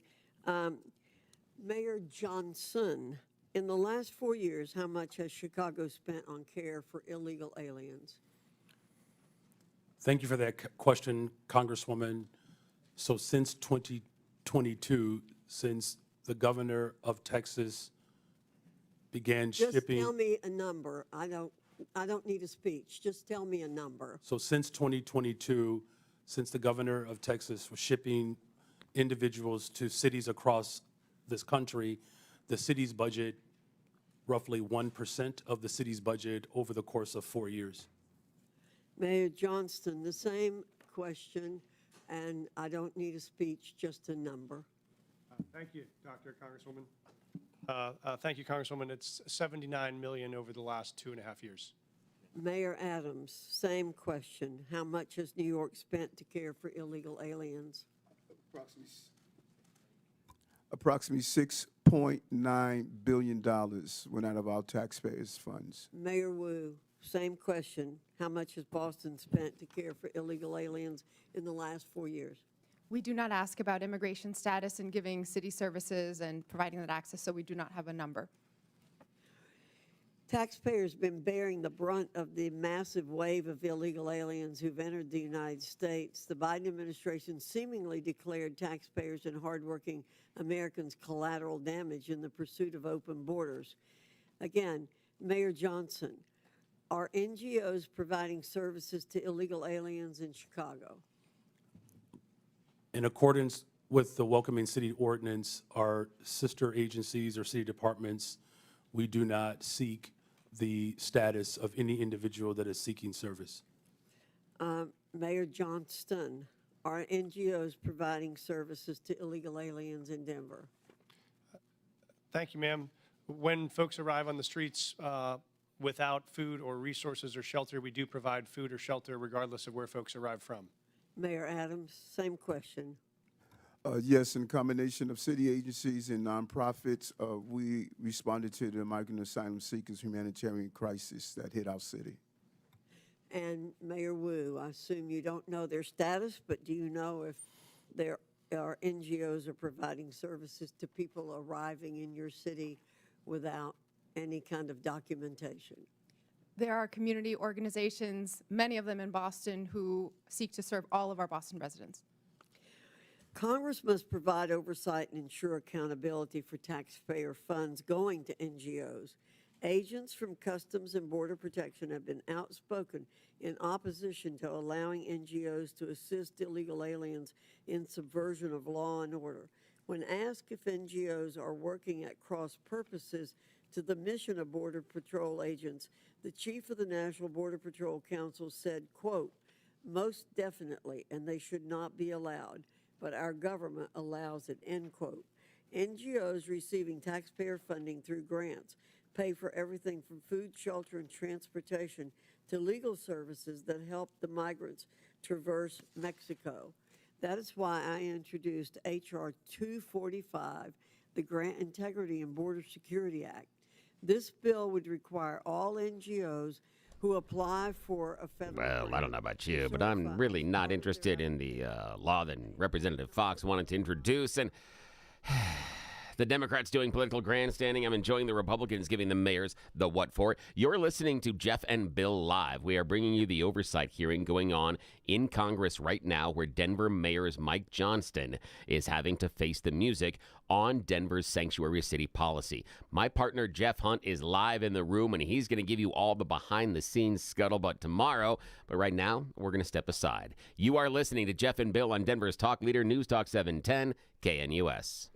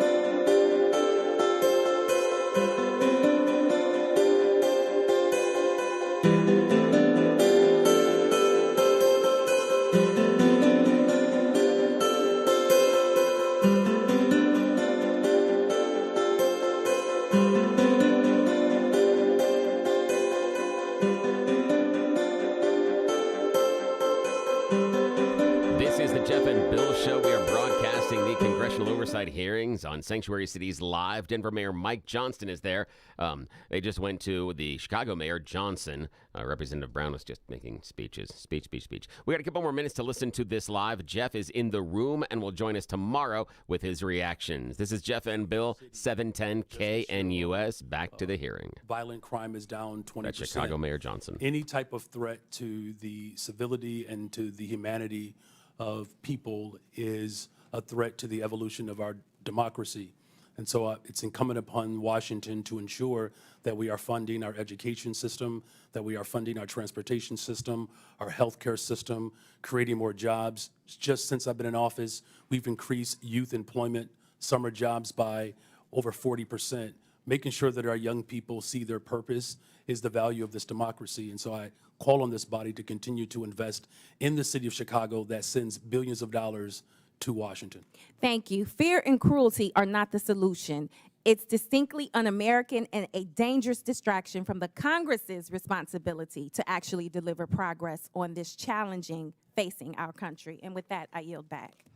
Gentlelady yields back. Chair recognizes Mr. Grofman from Wisconsin. Yeah, just a couple comments first. As far as the idea of who's committing crimes, we have no idea how many illegal immigrants in this country are committing crimes because nobody keeps track. Okay, if I go to a prison or a jail in Wisconsin with, I don't know, 1,500 inmates, and I ask how many of these people are here illegally or how many are citizens of another country, nobody will know the answer to that question.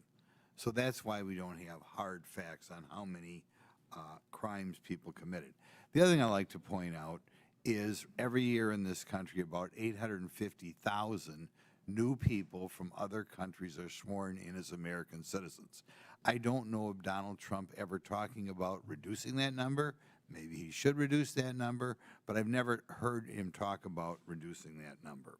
Our concern here was illegal immigration, and I would hope the vast majority of Americans think we ought to have an immigration law. that the 850,000 new citizens every year go through. But if we're going to have an immigration law, it means we have to do something with the people who try to become permanent residents without going through the proper structure. Now, I think part of our problem here is we have a lot of people who don't understand why we have an immigration law at all. And I want to ask all four of you as I go down, we go down the row here, do you believe the United States should have an immigration law, or do you believe this will be interesting. that just anybody should be We're able not going to to make it in show up 30 and seconds. come in? Let's see. And we'll start with Mayor Adams there. No, go to Johnston. I strongly believe we need to have an immigration law. I strongly believe we need to secure our borders. No, we gotta go to Mayor witnessed Johnston. a 90% decrease. We're running out of seeing time. that That's play the out end. now. This is Jeff and Bill. We are broadcasting live the Oversight hearing. You're listening to 710 KNUS.